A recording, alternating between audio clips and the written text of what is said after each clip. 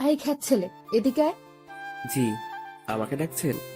আশেপাশে তুই ছাড়া কেউ নেই, তাহলে তোকেই রাখছি। আর এমন খ্যাত সেজে এসেছিস কেন, জানিস না কলেজে এসব চলে না? তারপর সবাই মিলে র্যাগিং শুরু করলো। চুলগুলো সব এলোমেলো করলো, চশমাটা ফেলে দিয়ে সবাই মারতে লাগলো। ইভা বলল, থাক, অনেক হয়েছে, এবার ক্লাসে চল সবাই। ওরা সবাই চলে গেল। আমি শুধু ওদের দিকে দেখে মুচকি হেসে সব ঠিকঠাক করে ক্লাসে গেলাম। প্রথম সিটটা খালি দেখে বসে পড়লাম। ঠিক তখনই কেউ আমার কলার ধরে বলতে লাগলো, তুই এখানে বসার সাহস কেমনে পাস? এটা আমার সিট, দূর হয় এখান থেকে। ভালো করে দেখি এটা আর কেউ না, সেই মেয়েটা। আমি মুচকি হেসে পেছনে চলে গেলাম। তারপর স্যার আসলো, আমাকে অনেক অপমান করে ক্লাস শুরু করলো। সবাই আমাকে নিয়ে হাসাহাসি করলো, শুধু আমার পাশের ছেলেটা বাদে। ক্লাস শেষে স্যার চলে গেল, সবাই বের হয়ে গেল। আমার পাশের ছেলেটা বলল, তুমি আজকে নতুন? জি। আমি রাহাত, তোমাকে একটা কথা বলি, ওদের সাথে লাগতে যেও না, ওরা ভালো না। মিমের বাবা এখানকার নেতা, প্রিন্সিপাল, ওর বাবার কথায় উঠে বসে, এজন্য যখন যা মন চায় তাই করে, কেউ ওকে কিছু বলতে পারে না। ও, এই জন্য এত অহংকার? আচ্ছা, তোমার নামটা শোনা হলো না, নাম কি তোমার? মিলন আমার কেউ নাই, আমি একা থাকি, গ্রাম থেকে এসেছি। আমরা কি ফ্রেন্ড হতে পারি? মিলন মুস্কি হেসে হ্যাঁ বলল। তারপর দুজনে অনেক গল্প করে বাড়ি গেল। পরদিন আবার আগের মতো সেজে কলেজে গেলাম। কলেজের সামনে রাহাতকে দেখতে পেয়ে দুজন একসাথে কলেজে ঢুকলাম। আর তখনই মিহিমা তার বন্ধুরা ডাকলো। আই খ্যাত ছেলে, এদিকে আয়। একটা ঢোক গিলে ভয়ে ভয়ে গেলাম। আই ছোট লোক, কাল তোর শিক্ষা হয়নি, আজ আবার খ্যাত সেজে কলেজে এসেছিস? আমি মাথা নিচু করে আছি আর বললাম, দেখেন আপু, আমিও এখানে পড়তে এসেছি, আমাকে আমার মতো থাকতে দিন না। এমন করেন কেন আপনারা? কি, আমার মুখের উপর কথা বলা? সায়ন, শান্ত, তোরা ধর ওকে, একে আজ উচিত শিক্ষা দিব। বলেই আমাকে সবাই মারা শুরু করে। রাহাত আমার দিকে অসহায়ের মতো তাকিয়ে আছে। ওরা সবাই চলে গেল। আমি মুচকি হেসে রাহাতের কাছে গেলাম। সরি রে, ওরা তোকে মারলো আর আমি কিছু করতেই পারলাম না। মুচকি হেসে বললাম, ধুর, তুই এসব ভাবিস না, ওসব কিছু না, ওদের পরে দেখে নিব। এখন চল ক্লাসে যাই। ক্লাসের স্যার এসে আবার আমাকে অপমান করে ক্লাস শুরু করলো। একে একে সব ক্লাস শেষ করে কলেজের মাঠে গিয়ে গল্প করতে লাগলাম। সবাই তোকে কত বাজে কথা বলে, তুই মন খারাপ করিস না, ওরা একদিন ঠিক শাস্তি পাবে। বাদ দে রাহাত, ওদেরকে পরে দেখে নিব। এখন চল বাড়ি যাই, কাজ আছে। দেখবি মানে, তোকে বারবার না করছি, একদম ওদের সাথে লাগতে যাস না। আরে এমন কিছু করব না, চল বাড়ি যাই। রাতের বেলা আবার নিজের আগের রূপে ফিরে এলো মিলন।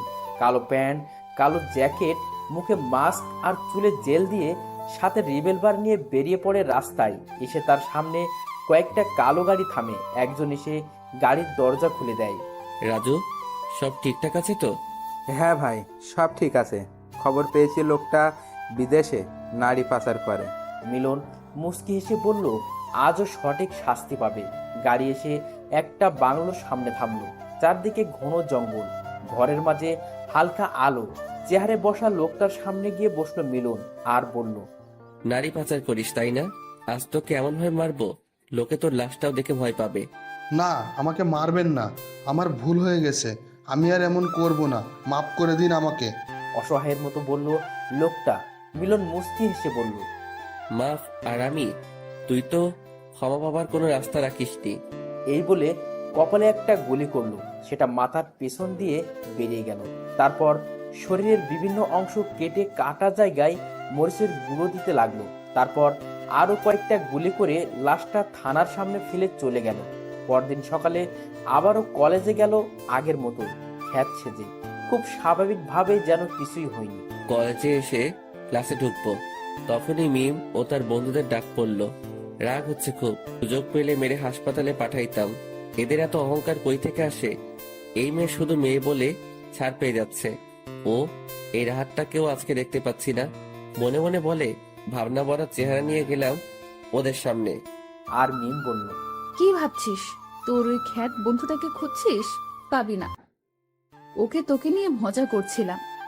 ও তখন একটু লেকচার দিচ্ছিল, তাই আমরা ওকে মেরে হাসপাতালে রেখে এসেছি, যেন আমাদের মুখের উপর আর কথা বলতে না পারে। খুব রাগ হলো নিজের উপর। আমার জন্য রাহাত মার খেলো। এবার তো কিছু একটা করতেই হবে, না হলে এরা আরো বেশি এমন করবে। রাহাত কোন হাসপাতালে আছে খোঁজ নিয়ে ওর কাছে গেলাম। রাহাত আমাকে দেখে শুধু তাকিয়ে আছে। ও, এখন কেমন লাগছে তোর? এখন ভালো আছি। আমি ডাক্তারের সাথে কথা বলে রাহাতকে হোস্টেলে নিয়ে গেলাম। রাহাতকে শুইয়ে দিয়ে ওর পাশে বসে আছি। কিরে, তুই বাড়ি যাবি না? আমাদের গরিবদের আবার বাড়ি? এখন থেকে আমি এখানেই থাকবো, তোর পাশের রুমেই। তাহলে তো ভালো হলো। এখন তুই ঘুমা। আমি গেলাম রুমে। এসে একটু ভেবে শান্ত আর শায়নের ফোনে ফোন দিয়ে ওদের একটা মেয়ের কথা বলে একটা জায়গায় যেতে বললাম। আর এদিকে রাজুকে ফোন করে ওদের বাংলোতে নিতে বললাম। কথা মতো কাজ হয়েছে, এখন শুধু যাবার অপেক্ষা। সবাই ঘুমিয়ে গেছে মধ্যরাতে। ওর পোশাক পরে চুলে জেল দিয়ে রিভলভার নিয়ে বেরিয়ে পড়লো। সবার চোখ আড়ালেও রাহাতের চোখে পড়ল। এটা কি হলো? ওটা তো মিলনের রুম। তাহলে এই লোকটাকেও, তাও আবার এত রাতে ওর ঘর থেকে বেরিয়ে গেল। রাহাত মিলনের পিছু নেয়, কিন্তু বেশি দূর যেতে পারে না। মাঝ রাস্তায় একটা কালো গাড়ি এসে মিলনকে নিয়ে যায়। আর রাহাত রুমে আসে। মিলন বাংলোতে গিয়ে শান্ত আর সায়নকে ইচ্ছা মতো মেরে রাহাতকে যে হাসপাতালে ভর্তি করা হয়েছিল ওই হাসপাতালে ভর্তি করিয়ে দিয়ে গেল। পরদিন সকালে মিলন রাহাতের রুমে গিয়ে দেখে রাহাত শুয়ে আছে। কিরে, কেমন লাগছে এখন? তার আগে বল, কাল রাতে মধ্যরাতে কই গেছিলি তুই? তোর কি মাথা খারাপ? আমি মাঝরাতে কেন বের হব?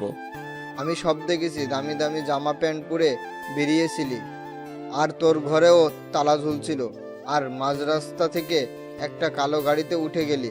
মিথ্যা বলিস না, আমি সব দেখেছি। এবার সত্যিটা বল। দেখ, তুই কাল রাতে রুমে তালা দেখেছিস, তাহলে আমি সকালে বের হলাম কি করে? আর আমি রাতে না ঘুমিয়ে কোথায় বের হব? আর কি বললি, দামি পোশাক? কোনো মতে জীবন চলছে। আর তুই কি বলিস? আমি এসব কই পাবো? মায়ের খেয়ে তোর মাথাটা গেছে। জানি না, তবে কিছু তো রহস্য আছে যেটা আমি জানি না। সময় হলে সব জানবি। এখন রেস্ট নে, কলেজে যেতে হবে। এই বলে রাহাতকে কোনো মতে কাটিয়ে রুমে আসলাম। পরদিন সকালে রাহাতকে নিয়ে কলেজে গেলাম। একটু দূরে গাছের নিচে মিমো তার মেয়ে বন্ধুরা গল্প করছিল। আমি মিমের দিকে তাকিয়ে একটু মুচকি এসে যেতে লাগলাম। তখনই মিমের দেয়া সেই বিখ্যাত নাম ধরে কেউ ডাকলো। পিছনে ঘুরে দেখি মিম ডাকছে। আমি আর রাহাত গেলাম। মিম রাহাতকে বলল, আমি কি তোকে ডেকেছি? তুই যা এখান থেকে। রাহাতও বাধ্য ছেলের মতো চলে গেল। ওই খ্যাত ছেলে, আমাকে দেখে হাসছিলি কেন? আমি কি হাসির কিছু মেরে তোকে হাসপাতালে পাঠিয়ে দেব? আর একবার যদি এমন করিস, আজ মাফ করে দিলাম, যা। আমি আস্তে আস্তে আসতে লাগলাম। তখনই শুনতে পেলাম মিম বলছে, সিয়াম, শান্ত, এরা কেউ আসছে না কেন? আমি একটু পিছনে ঘুরে বললাম, আসবে না বলে মুচকি এসে চলে গেলাম। মিম অবাক হয়ে তাকিয়ে আছে। তারপর সায়নের ফোনে ফোন করলো, কিন্তু ফোন সুইচ অফ দেখাচ্ছে। শান্ত এর ফোন ও সুইচ অফ। অনেক ভেবে মিম শায়নের বাড়ির নাম্বারে কল করলো। শায়নের মা ধরলো। হ্যালো আন্টি, সায়ন কই? আজ কলেজে আসলো না যে? শায়নের মা হু হু করে কেঁদে দিল আর বলল, মা, কাল রাতে সায়নকে কে যেন মেরেছে। ওকে তো হাসপাতালে ভর্তি করিয়েছি, এখন একটু ভালো আছে। ডাক্তার বলেছে একটু দেরি করে আনলে বাঁচানো যেত না। ওকে আন্টি, আপনি চিন্তা করবেন না, আমি দেখছি। ফোন রেখে হাসপাতালে চলে গেল সায়ন। মিমের দিকে চোখ খুলল। কিরে সায়ন, কে মারলো তোকে এইভাবে? মিম দূরে দাঁড়িয়ে কিছু একটা ভাবছে। ওর ভাবনার ছেদ ঘটে তানহার ডাকে, এই মিম, কি এত ভাবছিস? ভাবছি কে মারতে পারে। ওই খ্যাত ছেলেটা। ছেলেটা তখন কেমন আগে থেকেই বললো, দেখলি না যে ওরা আজ আসবে না? ও জানে কেমনে? তাহলে কি ও নিজে এদের? কি যে বলিস না, ওই রকম ছেলে মারবে? এদের মারতেও তো নিজেই মরবে। না, তোরা যা ভাবছিস তা না। ওটা তো একটা খ্যাত। ও কি করে মারবে? যে ছিল তার মুখটা তো দেখতে পেলাম না। মুখে মাস্ক পরেছিল, না হলে দেখে নিতাম। ওকে থাক তাহলে, আমরা যাই, সুস্থ হয়ে কলেজে আসবি। হুম। মিমের ভাবনার শেষ নেই। নিজেও জানে না কেন ওই ছেলেটাকে নিয়ে ভাবছে, আর ছাদে দাঁড়িয়ে রাতের ব্যস্ত শহর দেখছে। হঠাৎ চোখ পড়লো একটা লোক প্রাণপণে দৌড়াচ্ছে, তার পিছনে আরো একটা লোক। মিম তাড়াতাড়ি বাইরে আসলো, তখন মিলন মিমের সামনে পড়লো। মাস্ক পরে থাকায় মিম মিলনকে চিনতে পারলো না। মিম বলে উঠলো, কে ওখানে? মিলন না দাঁড়িয়ে চলে গেল। ততক্ষণে লোকটা পালিয়ে গেছে। মিলন আর না দাঁড়িয়ে চলে গেল ওখান থেকে। ও শিট, এই মেয়েটার জন্য পালিয়ে গেল। তবে ধরবই ওকে, পালিয়ে আর যাবে কই। পরদিন সকালে মিম ও তার বন্ধু কলেজে গেল, শান্ত আর সায়ন বাদে। কিছুক্ষণ পর রাহাত আর মিলন কলেজে আসলো। মিলন মিমের দিকে দেখলো, কিন্তু আজ মিম ওদের কিছুই বললো না। একে একে সব ক্লাস শেষ করলো, কিন্তু মিম আজ চুপচাপ। খুব অদ্ভুত লাগছে ব্যাপারটা। মিলন মিমের দিকে তাকিয়ে ভাবছে, আর রাহাত মিলনকে ডাকলো। কি এত ভাবছিস বলতো? ভাবছি ওরা আজ আমাদের কিছুই বললো না। যাক, ভালোই হয়েছে। বাদ দে, চল হোস্টেলে যাই। আজ মিমও চলে গেল। রাতের বেলা মিম একটা কফি বানিয়ে ছাদে গেল। রাতের তারা ভরা আকাশটা দেখতে থাকে। এদিকে মিলন কালকের সেই লোকটার খোঁজে বেরিয়েছে। চারদিকে ওর লোকদের নজর রাখতে বলে, আর পেয়েও যায়। নেশা করে বার থেকে ফিরছে। মিলন গিয়ে শার্টের কলার ধরে বলল, অবৈধ ব্যবসা করিস আর লোককে ব্যবসা শেখাস। আজ তোকে আমি শেখাবো কেমনে মৃত্যুর খেলা। চল তুই।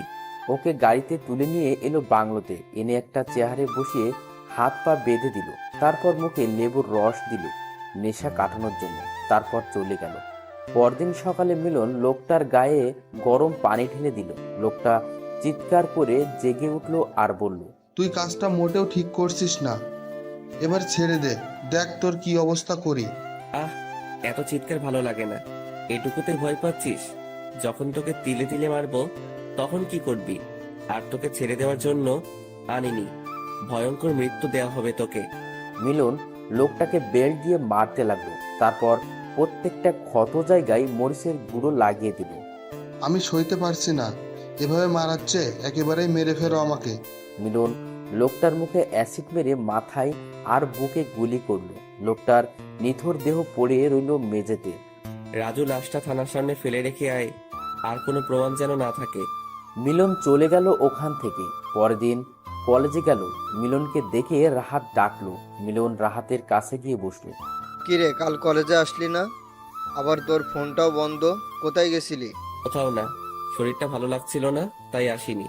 তুই শুনেছিস কাল একটা লোককে খুব বাজেভাবে মেরে থানার সামনে ফেলে রেখে গেছে, কিন্তু খুনির কোনো প্রমাণ রেখে যায়নি। আর কে করেছে তাকেও বলতে পারে না। দেশে এত খুন হচ্ছে, আর এখনো পর্যন্ত খুনিকে কেউ ধরতে পারছে না। মিলন একটু মুচকি হেসে বলল, বাদ দে, তাতে কি, আমরা আমাদের মতো থাকি। তুই হাসছিস? না হাসার কি, ওসব ব্যাপারে মাথা না ঘামানোই ভালো। খুনিকে কেউ খুঁজে পাবে না। তুই এতটা চিন্তিত হচ্ছিস কেন? আরে বাদ দে, চল ক্লাসে যাই, না হলে দেরি হবে। মিলন আর রাহাত ক্লাসে গেল। মিম যে এতক্ষণ ওদের পিছনে ছিল ওরা তা দেখতেই পায়নি। মিম ওদের সব কথা শুনে নিল। আমার তো এই খ্যাত ছেলেটাকে সন্দেহ লাগছে। সবকিছুতেই মুচকি হাসে, আর ও কেমন নিশ্চিত ভাবে বলল যে খুনিকে কেউ খুঁজে পাবে না, নজরে রাখতে হবে একে। মিম আর সেদিন কলেজে থাকলো না, বাসায় চলে গেল। আবার কলেজের ছুটির সময় কলেজের সামনে গেল। মিলন আর রাহাত বের হলে ওদের পিছু নেয়। মিলন আর রাহাত গল্প করছে। হঠাৎ মিলন পিছে তাকিয়ে চারপাশটা একবার ভালোভাবে দেখে নিল। কি হয়েছে? কি দেখছিস? কেউ কি ফলো করছে আমাকে? মানে কি বলছিস? মিম ওদের পিছু পিছু গিয়ে ওদের হোস্টেল পর্যন্ত চলে গেল। হঠাৎ মিলন মিমকে সামনে দেখতে পায়। কি ম্যাম, আপনি এখানে? আ- আমি এখানে, আমার কাজ আছে। এত আ করছেন কেন? আমি কি করব, কোথায় যাব সেটা তোকে বলবো? কাজ আছে তাই এসেছি। এই বলে ওদের সামনে থেকে চলে গেল। যা, এই মেয়েটা শুধু ঝাড়ি দিতে জানে, শাকচুনি মেয়ে একটা। মিলন আর রাহাত যে যার যার রুমে গেল। মিলন জানালার কাছে এসে তো অবাক। মিম বাহিরে দাঁড়িয়ে চারপাশে কি যেন খুঁজছে। মিলন চুপি চুপি মিমের পিছনে গেল। আজ ফেল হলাম তো কি, এর রহস্য তো আমি বের করবই। মিম চলে গেল। ও, এই ব্যাপার, আমাকে সন্দেহ করা? আমি এত সহজ না মিম, আমিও তোমাকে দেখে নেব, কিছুদিন অপেক্ষা করো। রাতের বেলা পুরো শহর যখন নিশ্চুপ তখন মিলন বেরিয়ে পড়ল। আরে কে এই লোকটা? এত রাতে বের হলো কেন? তার উপর মাস্ক পরা। এইদিকে সায়ন বলেছিল যে ওকে মেরেছিল, সেও মাস্ক পরা ছিল। ব্যাপারটা দেখতে হবে। মিম ও মিলনের পিছু নিল। মাঝপথে মিলন একটা কালো গাড়িতে উঠে গেল। মিম একটা ট্যাক্সি নিয়ে ওর পিছু করলো। গাড়িটা একটু জঙ্গলের ভিতরে ঢুকে একটা বাংলোর সামনে ঢুকলো। মিম আর যেতে পারলো না, আড়ালে লুকিয়ে রইল। বাংলোর ভেতর থেকে কারো আর্তনাদের শব্দ শুনতে পেল। তাহলে এই সেই খুনি। এবার তো একে আমি সবার সামনে আনবই। এই বলে ফোনটা বের করলো, আর তখনই ওর মাথার পিছনে কেউ একজন হাত ধরে ফেললো। মিম পিছনে তাকিয়ে দেখে সেই লোকটা। কি ভেবেছো ধরতে পারবো না? এত চালাকি? আমাকে ধরা এত সহজ না, বুঝলে? এখন তুমি হাড়ে হাড়ে টের পাবে আমি কে। মিমকে বাংলোতে নিয়ে গিয়ে একটা ঘরে আটকে রাখলো, অজ্ঞান করে রাখা হয়েছে। অনেকক্ষণ পর মিমের জ্ঞান ফিরলে মিম তাকে একটা বন্ধ ঘরে আবিষ্কার করে। তারপর দরজা ধাক্কাতে থাকে, কিন্তু কেউ দরজা খুলছে না। অসহায় হয়ে সেই ঘরেই বসে রইল। তারপর সকালে একজন সে খাবার দিয়ে খেতে বলল। খাবো না আমি, নিয়ে যাও এগুলো। আমি বাড়ি যাব, বের করো আমাকে এখান থেকে। লোকটা কিছু না বলে চলে গেল মিলনের কাছে আর বলল, স্যার, মেয়েটা বলছে ও খাবে না, এখান থেকে চলে যেতে চাই। ওকে তুমি যাও, আমি দেখছি। মিলন মিমের ঘরে গেল, গিয়ে দেখে শুয়ে আছে। মিলন মিমকে ডাকলো। মিম তো অবাক, এত কিউট ছেলেরা হয়। মিম অবাক হয়ে তাকিয়ে আছে।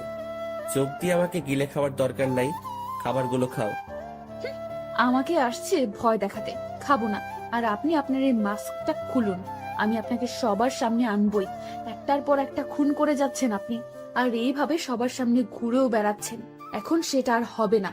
একবার বের হয়ে এখান থেকে, তারপর দেখে নেব আপনাকে। কি বললে? আমাকে ধরা এত সহজ নয়। নেহাত তুমি মেয়ে, না হলে এতক্ষণে তোমাকে মেরে শিয়ালকে দিয়ে দেহটা খাওয়াতাম। এখন চুপচাপ খাও, না হলে ভালো হবে না। না, খাবো না আমি। এবার মিলন একটা মুচকি সে খাবারগুলো রেখে চলে গেল, আর ভুলে দরজার তালা লাগালো না। মিম খেয়ে চুপচাপ শুয়ে আছে। এদিকে মিমের বাবা পুরো মিডিয়া চ্যানেলে দিয়েছে মিম নিখোঁজ হওয়ার খবর। পুলিশরা হন্য হয়ে খুঁজছে, কিন্তু পাচ্ছে না। রাতের বেলা মিম শুনতে পেল চিৎকার। মিম দরজার কাছে গিয়ে দরজাটা একটু ধাক্কা দিতে খুলে গেল। আস্তে আস্তে এগিয়ে দেখতে পেল একটা লোক চেহারে বাঁধা, আর তার উপর নির্মমভাবে অত্যাচার করা হচ্ছে। তারপর মিলন বলছে, তোকে এমন মৃত্যু দেব, লোকে তোর লাশটাও দেখতে চাইবে না। তার আগে আমার মুখটা একবার দেখে যা, কে মারলো তোকে। এই বলে মিলন ওর মাস্কটা খুলে একটা ছুরি দিয়ে লোকটার ঘাড় থেকে মাথা আলাদা করে দিল। মিম এখনো শকড হয়ে আছে, কোনো কথা বেরোচ্ছে না। এটা তো আর কিছু বলতে পারলো না। মিলন মিমকে দেখে ওর দিকে এগিয়ে আসছে, আর মিম এক দৌড়ে ঘরে গিয়ে বিছানায় চুপটি করে বসে আছে, ঘরের দরজা লাগিয়ে। মিম ভয়ে দরজা লাগিয়ে বসে আছে। মিলন এসে দরজা ধাক্কাচ্ছে, কিন্তু মিম দরজা খুলছে না। অবশেষে মিলন দরজা ভেঙে ঘরে ঢুকে দেখে মিম বিছানার এক পাশের চোখ বন্ধ করে বিড়বিড় করছে। মিলন ডেভিলস হাসি দিয়ে ওর কাছে গিয়ে বসলো। এতে মিমের ভয়টা যেন আরো দ্বিগুণ বাড়লো। শয়তান, এইভাবে একটা মেয়েকে আটকে রেখে এইভাবে ভয় দেখানো হচ্ছে। একবার ছাড়া পাই, বিড়াল বানিয়ে ছেড়ে দেব। যা ভাবছো তা আর হবে না, কারণ তুমি আর এখান থেকে বের হতে পারবে না। ইচ্ছে করলে সবার মতো তোমাকেও একেবারে মারতে পারি, কিন্তু না, তুমি আমাকে অনেক জ্বালিয়েছো, তোমাকে তিলে তিলে মারবো। এই বলে মিলন মিমকে টেনে বাথরুমে নিয়ে ঝর্ণা এর নিচে রেখে ঝর্ণা ছেড়ে দিয়ে বলল, এখানে এভাবে ভিজতে থাকো যতক্ষণ আমি না বলছি বের হবে না। এই ঠান্ডায় আপনি যতক্ষণ বলবেন আমি ততক্ষণ এখানে দাঁড়িয়ে থাকবো। পাগল আপনি? চুপচাপ যা বলছি তাই করো, না হলে এর ভেতর যে কয়টা গুলি আছে সব তোমার মাথায় যাবে। অনেকক্ষণ ভেজার কারণে ঠান্ডা লেগে মিম জ্ঞান হারিয়ে ফ্লোরে পড়ে যায়। কয়েক ঘন্টা পর মিলন এসে দেখে মিম ফ্লোরে পড়ে আছে। মিলন মিমকে তুলে বিছানায় শুইয়ে দেয়, তারপর চেঞ্জ করিয়ে গায়ে কম্বল জড়িয়ে দেয়। মিমের শরীরে প্রচন্ড জ্বর এসেছে, আর বারবার মা পড়ে ডাকছে। এটা শুনে মিলনের মায়ের কথা মনে পড়ে গেল। ভাবতে থাকলো ওর আগের দিনগুলোর কথা। চলুন সংক্ষেপে একটু অতীত ঘুরে আসা যাক। কেন মিলন মাফিয়া হলো? ছোটবেলাতে জন্মের পর থেকে যে মহিলাকে মা বলে জানতো, পরে জানতে পারে সে তার আসল মা না। মিলন তার কাছে জানতে চায় তাহলে কে তার মা আর কোথায় সে, কি করে, সে কি করে পারলো নিজের সন্তানকে অন্যের হাতে তুলে দিতে। এভাবে নানা ধরনের কথা বলছিল। তখন তার পালিত মা বলে, তোর জন্ম কোথায়, কিভাবে হয়েছে আমি জানি না, তোর বাবাকে আমি এটাও জানি না। একদিন আমি রাস্তা দিয়ে হাঁটছিলাম, তখন এক মহিলা দৌড়াচ্ছে, তার হাতে একটা ছোট বাচ্চা। সেটা আর কেউ না, তুই ছিলি। তারপর পিছন থেকে কয়েকটা লোক এসে তোর মাকে আমার চোখের সামনে জঘন্যভাবে হত্যা করে। তার আগেই তোর মা আমাকে বলে গেছে আমি যেন তোকে নিয়ে যাই আর নিজের ছেলে বলে পরিচয় দিই। আমি ওখান থেকে তোকে নিয়ে পালিয়ে আসি, আর আমার কোনো ছেলে মেয়ে না থাকায় আমি তোকে নিজের ছেলে মনে করে বড় করতে থাকি। কথাগুলো ভাবতে ভাবতে মিলনের চোখ ছলছল করে উঠল। আবার ভাবতে লাগলো, যখন একটু বড় হয় মিলন, তখন ওর চোখের সামনে ওর পালিত মাকে কয়েকটা লোক রেপ করে চলে যায়। লোক সমাজের ভয়ে ওর মা আত্মহত্যা করে। মিলন তখনও ন্যায় বিচার পায়নি। সেদিন থেকেই ও ভাবে সমাজে এসব লোকদের ও শাস্তি দেবে, তার মায়ের খুনিদের তিলে তিলে মারবে। সেদিনের সেই ছোট্ট মিলন আজকে মাফিয়া। তার মনে নেই কোনো দয়াময়া, ভালোবাসা আছে শুধু একরাশ হিংস্রতা। ভাবতে ভাবতে রাগে মিলনের চোখ লাল হয়ে যায়। এদিকে মিমের জ্ঞান ফিরে আর বলে, প্লিজ আমাকে যেতে দাও, আমি বাড়ি যাব। আমি কাউকে তোমার ব্যাপারে কিচ্ছু বলবো না, প্লিজ ছেড়ে দাও। মিমের কথা শুনে মিলনের রাগ আরো বাড়লো। মিলন ঘর থেকে চলে গেল। মিম একটু পর উঠে দেখে দরজা খোলা আর আশেপাশে কেউ নেই। তাই মিম চুপি চুপি বেরিয়ে পড়ে আর জঙ্গল পার হতে থাকে। উফ, বাঁচলাম। কি ভয়ানক ছেলে বাবা। আর মনে হয় ভজা মাছ উল্টে খেতে পারে না। আর এইদিকে কত বড় মাফিয়া, সব পুলিশ সিআইডি খুঁজে মরে, আর ও কেমন সবার সামনে ছদ্মবেশে ঘুরে বেড়াচ্ছে। যাই হোক, আমারও অনেক কিছু শেখা হলো। এই সুযোগে বাড়ি থেকে বের হতে পারলাম, কিন্তু বাড়িতে যাব না। একবার যখন এই বাড়ি থেকে বের হয়েছি, তখন আর যাব না। এখন আমার সামনে এগোতে হবে আমার লক্ষ্য পূরণের জন্য। মিম চলে যায় কোনো এক অজানায়। এতদিন মিম ওর বাড়ি থেকে অনেক দূরে নির্জন একটা জায়গায় বাড়ি বানিয়েছে। এখন সেখানে গিয়েই শুরু হবে প্রতিশোধের খেলা। কেউ বাঁচতে পারবে না। এদিকে মিলন চারদিকে মিমকে খুঁজতে থাকে। মিম রাতের বেলা বের হলে কয়েকটা ছেলের সামনে পড়ে তাদের মধ্যে একজন বলে, আরে দেখ দেখ, এটা সেই মেয়ে না? পেপারে দেখলাম পাখি পাইছি। একে এর বাড়ি দিতে পারলে এর বাবা 5 লাখ টাকা দিবে, আমরা আরো বেশি চেয়ে নিব। ওরা মিমের দিকে এগোতে থাকে। মিম দৌড়তে থাকে। হঠাৎ মিলনের সাথে ধাক্কা খায়। মিম মিলনকে দেখে চিনতে পারে। মিলন মিমকে পিছনে রেখে ছেলেগুলোর কাছে যায়। কি রে, কি চাই? এভাবে একটা মেয়েকে তাড়া করছিস কেন? আরে শালা তুই কে রে? সামনে থেকে সর, মেয়েটাকে আমাদের চাই। সরে যা, না হলে তোর লাশ পড়বে। তাই তোরা আমার লাশ ফেলাবি, মেয়েদের বিরক্ত করবি? আমার বড় বড় কথা। এই মাফিয়াকে তোরা মারবি? তোদের আমি মেরে এখানে ফেলে রেখে যাব। মরার আগে তোদের মৃত্যু দূতকে একবার দেখেই যা। মিলন মাস্ক খুলে আর ওরা ভয় পেয়ে মিলনের পায়ে পড়ে যায়। আমাদের মাফ করবেন, আমরা ওকে কিছু করতে চাইনি। ওর বাবা পেপারে দিয়েছে, ওকে যে বাড়িতে নিয়ে গিয়ে দিতে পারবে তাকে 5 লাখ টাকা দিবে। মিলন এটা শুনে অবাক হয়ে পিছনতে তাকায়। মিম স্কার্ফ দিয়ে মুখ ঢাকে। মিলন আর কথা না বলে ওদের গুলি করে আর বলে, তোরা এমনি করিস, তোদের বেঁচে থাকার কোনো মানেই না। রাজুকে বলে ওদের লাশগুলো জঙ্গলে ফেলে দিতে, যেন শিয়াল কুকুর খায়। আর ওই মেয়ে, কি ভাবছিস পালিয়ে বাঁচবি? চল এখান থেকে, মজা দেখাচ্ছি। মিম মিলনের রাগী লোকটা দেখে ভয় পায় আর ভাবে, না, এর কাছে কিছুতেই ধরে দিব না, না হলে সব জ্বলে যাবে। মিম আবার দৌড়াতে থাকে। চোখের পলকে মিমকে মিলন হারিয়ে ফেলে। রাজু, ওকে আমার চাই, খুঁজে বের করো যত তাড়াতাড়ি সম্ভব। মিলন বাংলোতে চলে যায়। একটা সিগারেট ধরায়। নিকোটিনের ধোঁয়ায় কষ্টগুলো উড়িয়ে দেয়। মিমও বাড়ি এসে শুয়ে পড়ে আর ভাবে।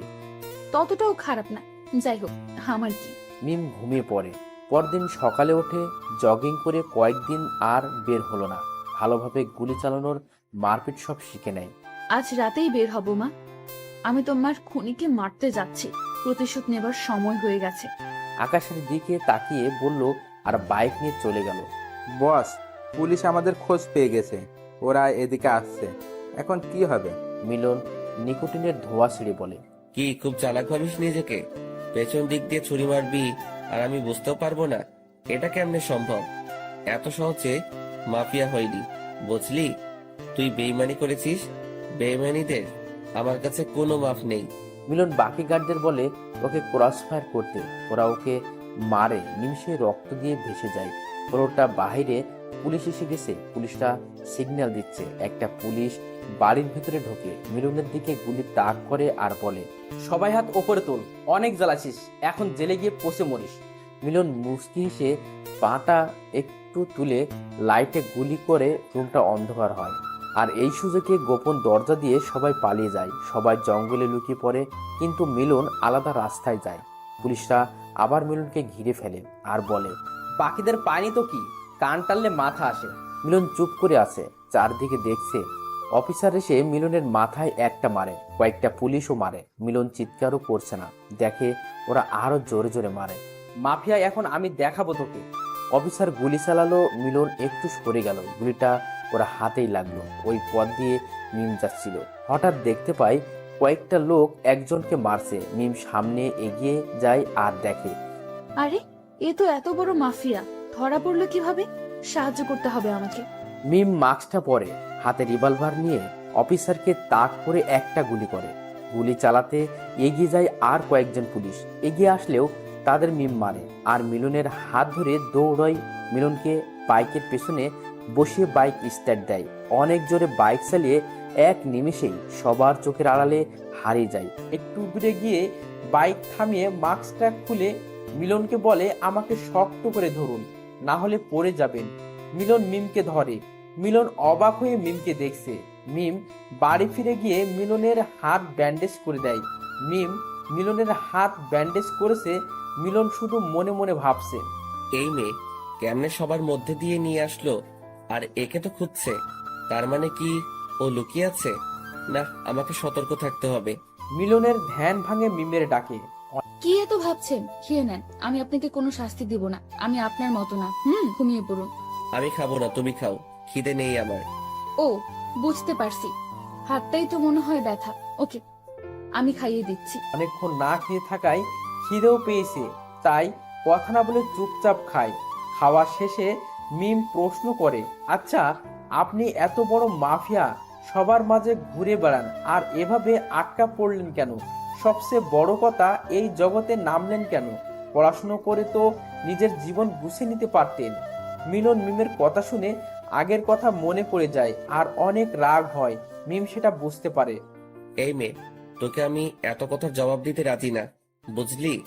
রাতটা পার করে সকালে চলে যাব, এখন শান্তিতে থাকতে দে। ধাক্কা দিয়ে চলে যায় বারান্দায়। মিলন রাতের আকাশটা দেখতে থাকে। পাশে কখন যে মিম আসে বুঝতে পারে না। মিলন বাইরে যাবার জন্য রেডি হয়। এই অবস্থায় বাইরে না গেলেই নয়। চুপচাপ থাকো, না হলে তোমার বাবাকে বলে দেব তুমি এখানে আছো। মিলন বেরিয়ে যায়। রাজু আর ডনকে ফোন করে জঙ্গলে আসতে বলে। ওরা আসলে ওদের বলে, সবকটা পুলিশকে আমার এখানে চাই, যারা আমার গায়ে হাত তুলেছে। ওকে বস। ওরা চলে যায়, এক একজন এক এক দিকে। এখন সবাই জেনে গেছে ওরা মিলনের লোক, তাই পুলিশগুলো ওদের দেখে পিছু নেয় আর ওরা জঙ্গলে দৌড়ে আসে। জঙ্গলে আসলে ওরা ওদেরকে ঘেরাও করে। রাজু আর ডন ওদের থেকে গুলি নেয়। খালি হাতে দাঁড়িয়ে আছে সামনে। মিলন হুড্ডি পরে সিগারেট মুখে নিয়ে ধোয়া ছাড়তে ছাড়তে ওদের কাছে আসে, বলে, অফিসারটা কই? বস, ওকে আনতে পারিনি, আপনি চিন্তা করবেন না, ওকে পেয়ে যাবেন। তোরা আমাকে মারছিস, মিলনের এত সহজে মরণ নাই। এখন তো তোদের মৃত্যু আমার হাতে, আর সেটা এতটাই কষ্টের হবে, তোরা নিজেরাই নিজের মৃত্যু কামনা করবি। ওই কে আছিস, এক একটাকে গাছের সাথে বাঁধ। সবাইকে বাধা হলো। মিলন সবার চোখের মরিচের গুঁড়ো দেয় আর ওরা চিৎকার করতে থাকে। মিলন হাসতে থাকে। গার্ডরা ভয় চুপ করে দাঁড়িয়ে আছে। তারপর লোহার রড দিয়ে একে একে সবাইকে মারছে। বড় ক্ষত জায়গায় মরিচের গুঁড়ো দিচ্ছে। এখন ওরা নিজেরাই নিজেদের মৃত্যু কামনা করছে।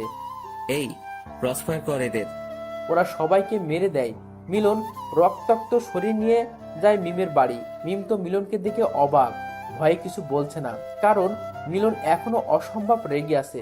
তাই মিম চুপ করে আবার শুয়ে পড়ে। মিলন ক্লান্ত থাকায় সেও ঘুমিয়ে পড়ে।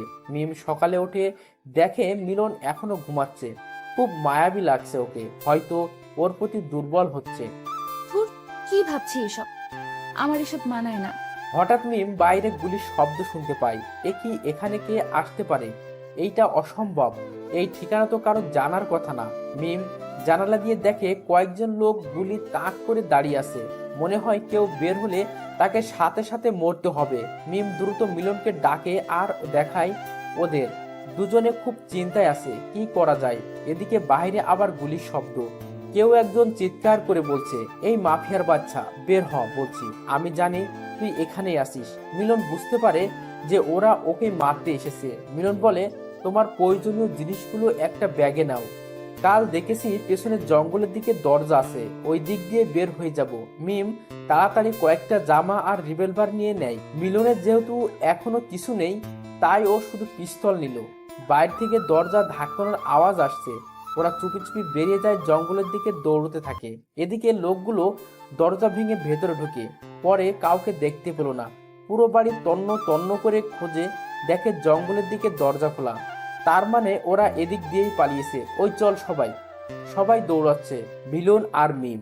কারো পায়ের শব্দ পেয়ে জঙ্গলের ধারে একটা ডোবার কাছে গাছের আড়ালে লুকিয়ে ওরে মিম ভয়ে মিলনের হাত ধরে আছে। দুজনেই একদম চুপচাপ, একটু শব্দ করলে ওরা জেনে যাবে। দুজন দুজনের নিঃশ্বাসের শব্দও শুনতে পাচ্ছে। তখনই ডোবার ধার দিয়ে একটা বড় সাপ যাচ্ছিল। মিম তো দেখে ভয়ে চিৎকার দেওয়ার মতো অবস্থা। মিলন সেটা বুঝতে পেরে মিমের মুখ চেপে ধরে রাগে লুকে মিমের দিকে তাকায়। মিলন বুঝতে পারছে মিম ভয় পেয়েছে। মিমকে বুকের সাথে ধরে রাখে। মিমও শান্তভাবে চোখ বন্ধ করে থাকে। এভাবে রাখার কোনো মানে হয়? শত হলেও আমি মেয়ে, আমার মধ্যেও ফিলিংস হয়। ধুর, কি ভাবছি আমি? আমার এসব ভাবা ঠিক না।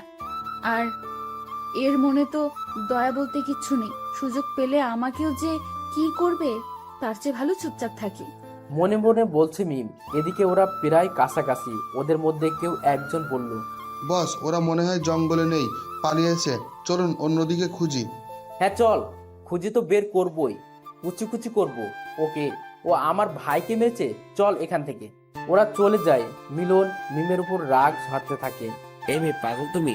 চিৎকার দিলে ওদের হাতে এতক্ষণে কুচি কুচি হতে হতো, তোমার জন্য ধরা পড়তে হতো। না মানে, ওই সাপটা দেখেছেন? কত বড় আর ভয়ানক। একবার কামড় দিলে আমি শেষ। জানি না তো, লক্ষ্য পূরণ না করে আমার মরতে ইচ্ছে করছে না। হুঁ, মাফিয়া জগতে নেমেছ, আবার মরার ভয় করে? চুপচাপ থাকো। আচ্ছা, আমি না হয় আমার মায়ের খুনের প্রতিশোধের জন্য এই জগতে পা রাখলাম। আপনি কিসের জন্য মিথ্যা বলবেন না? আমি জানি কেউ এমনি এমনি মাফিয়া হয় না। কেউ স্বার্থে, কেউ লোভে, আর কেউ আমার মতো। আপনি কোনটা? ধরে নাও তোমার মতোই। আর বেশি কথা বলো না, না হলে তোমার বাড়িতে দিয়ে আসবো। বাঁচতে চাইলে চুপচাপ আসো। কই যাব যদি আপনি আমাকে বাড়িতে পাঠান? এতটা অকৃতজ্ঞ আমি না, তুমি আমার জীবন বাঁচিয়েছ, একটুকু তো কৃতজ্ঞতা দেখাতেই হয়। যাই হোক, তোমার ফোনটা দাও, কল করব। মিম ফোনটা দেয়। মিলন রাজুকে ফোন দেয়, কিন্তু জঙ্গলে নেটওয়ার্ক নাই, ফোন যায় নাই। এখন কি করব? কি আর হাঁটতে থাকো, রাস্তা বেরিয়ে যাবে। দুজন আপন মনে হাঁটতে থাকে। দুপুর গড়িয়ে যায়, খুব খিদেও পেয়েছে। মিম ভয়ে কিছু বলছে না। হঠাৎ করেই মিম বসে পড়ে আর বলে, শুনছেন, আমি আর পারবো না, রেস্ট দরকার। একটু বসি। আরে না, ওই দেখো না, রাস্তা জঙ্গল শেষের দিকে। একটু বসি, তারপর যাব। মিলন ভাবে এভাবে বসলে তো মহা বিপদ, কোনো দিক থেকে কে আসে বলা যায় না। ওরা আবার এই জঙ্গলে আসতে পারে। মিলন মিমকে কোলে তুলে নিয়ে হাঁটতে থাকে। মিম অবাক হয়ে তাকিয়ে আছে। আরে, কোলে নিলেন কেন? নামান বলছি। চুপ করে থাকো, বসলে মরতে হবে। মিম মিলনের রাগ দেখে কিছুই বলল না। মিলনের গলা জড়িয়ে থাকে। একটু পর রাস্তায় আসে আর মিলন রাজুকে ফোন দিয়ে ওরা যেখানে আছে সেখানে আসতে বলে। সন্ধ্যাবেলা। সন্ধ্যাবেলা মানে? এখন তো বিকেল, এত সময় এখানে কি করব? বেশি বুঝো না। মিলন আর মিম মাস্ক পরে ওখানেই থাকে। সন্ধ্যায় রাজু গাড়ি নিয়ে আসে। মিলন ড্রাইভ করে, রাজু পেছনে বসে আর মিম সামনে। কিছুক্ষণ চলার পর মিলন দেখতে পায় একটা গাড়ি ওদের ফলো করছে। মিলন রাজুকে বলে, রাজু আমাদের যে কেউ ফলো করছে তা কি জানতে না, বা জানার চেষ্টা করনি? দেখো পেছনে। এখন কি করবে? সবসময় ভুলভাল করো, মনে রেখো বেঈমানদের আমি ছাড় দেই না। সে যেই হোক। রাজু ভয় পেয়ে যায়, তোতলাতে তোতলাতে বলে, না বস, আমি যখন এসেছিলাম তখন তো কাউকে দেখিনি, খুব সাবধানে এসেছি। আরে এভাবে নিজেদের মধ্যে ঝগড়া না করে কি করে এদের থেকে বাঁচা যাবে সেটা ভাবুন। মিম একটু বাইরে উকি দিয়ে দেখে গাড়িটা আর কারো না, বাবার। তার মানে বাবা কি করে জানলো আমি এদের সাথে? এটা আমার বাবা, এটা আমাদের গাড়ি।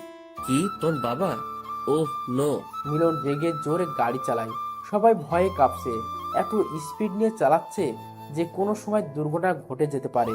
মিলন শর্টকাট রাস্তা ধরে কোনো রকম ওদের কাটিয়ে একটা নীরব জায়গায় এসে গাড়িটা থামিয়ে তিনজনই দৌড়ে গেল। যে বাড়িতে ওঠার কথা ছিল সবাই হাঁপাচ্ছে। রাজু মিলনকে বলে, বস, এখন আর কিছু হবে না, সব ঠিক আছে, এখন কেউ আসতেও পারবে না। রুমে গিয়ে ফ্রেশ হয়ে নিন, সকালে কি করবেন তখন প্ল্যান মাফিক সব করা যাবে। সবাই রুমে গেল। রাজু মিমের রুম দেখিয়ে দিয়ে গেল। মিমের ঘুম আসছে না, মাথায় একটাই চিন্তা ঘুরছে, প্রতিশোধ।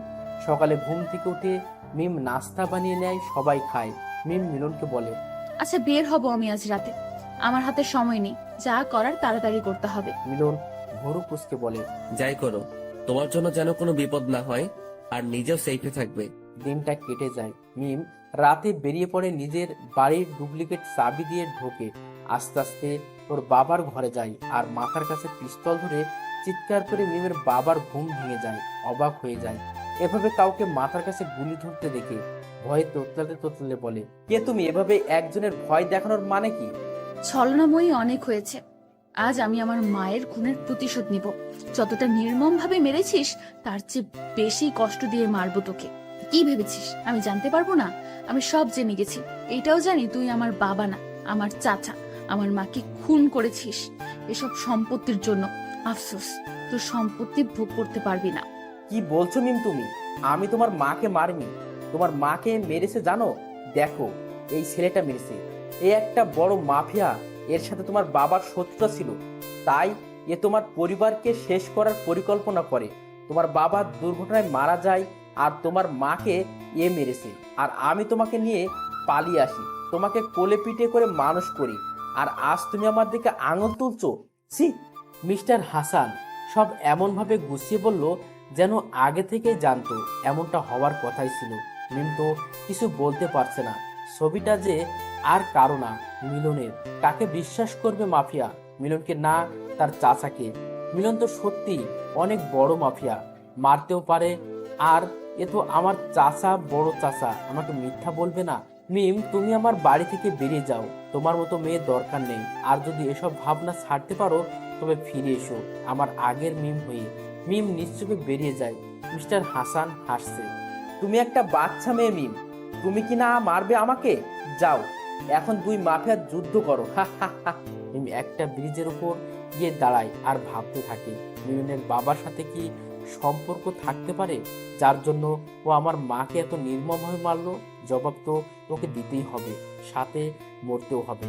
মিলন ওই রাস্তা দিয়ে যাচ্ছিল, পিছনে গার্ডটাও আছে। মিলন গাড়ি থামিয়ে মিমের কাছে যায়। মিম কাঁদছে। কাদার কি কোনো জায়গা নেই? জায়গাটা সেফ না।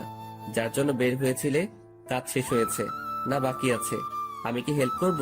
মিম রাগ উঠছে, মিলনের দিকে তাকাতেই পারতেছে না। শত হলেও মেয়ে মিলনের জন্য একটু হলেও মনে জায়গা দিয়েছে, হয়তো তার জন্য মিলনকে মারতে এত কষ্ট পাচ্ছে।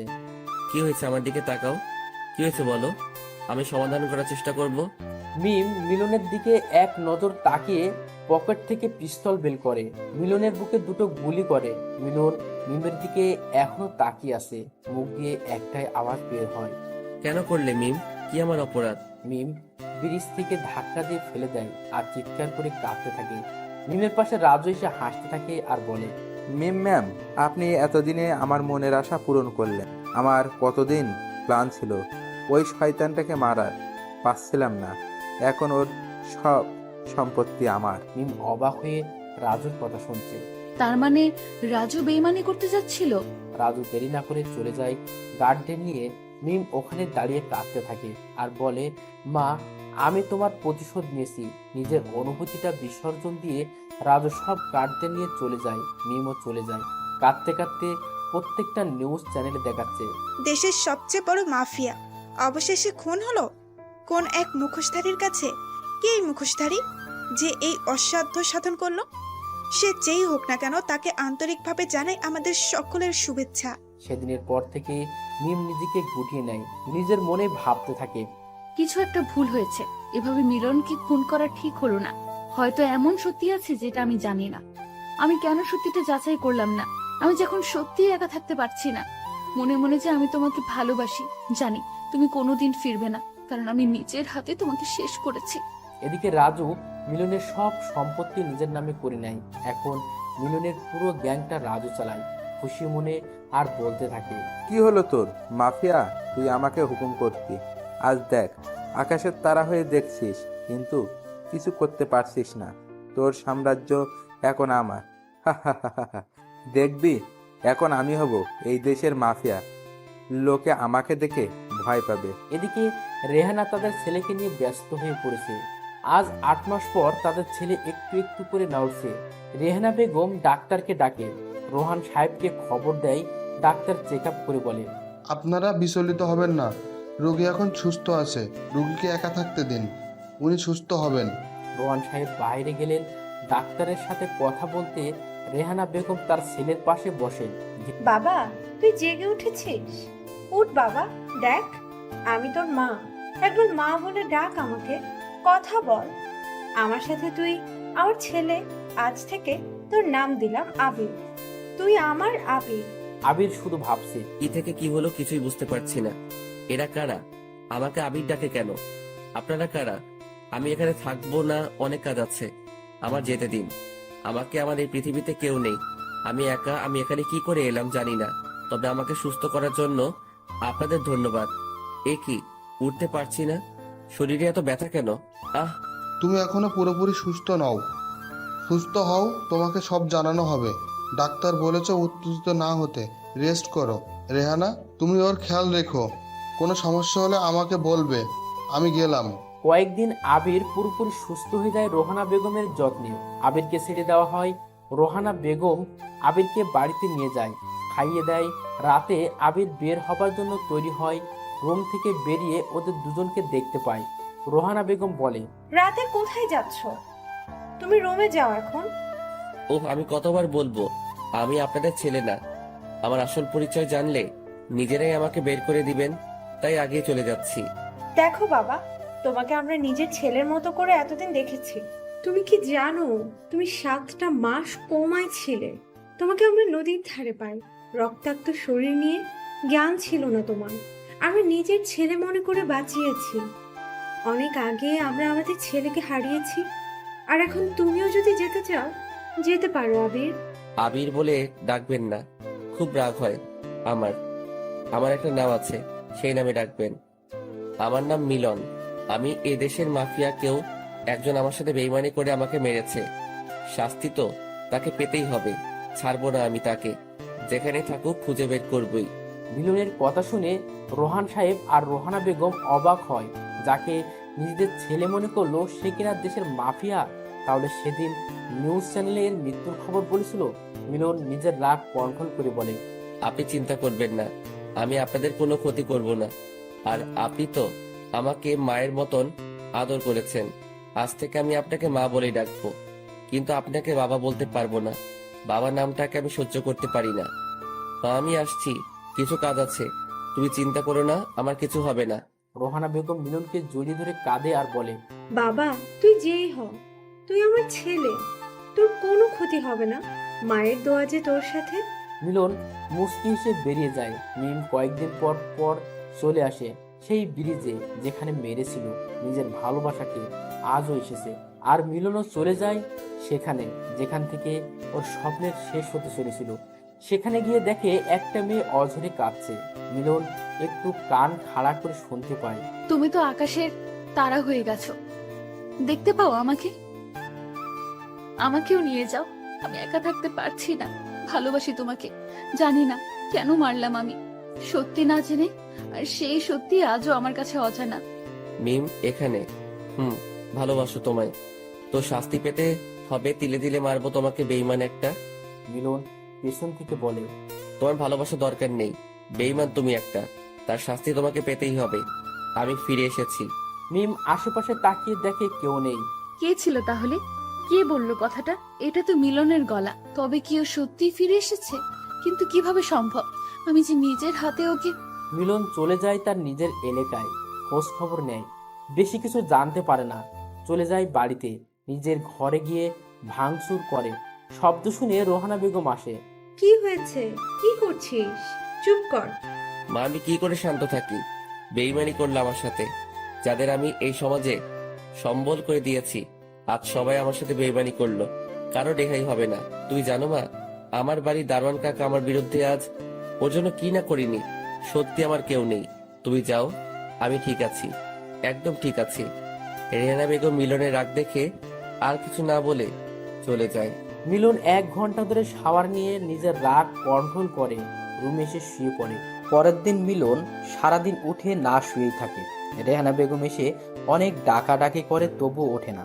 বিকেলে উঠে ফ্রেশ হয়ে নিচে গিয়ে রেহানা বেগমকে ডাকে।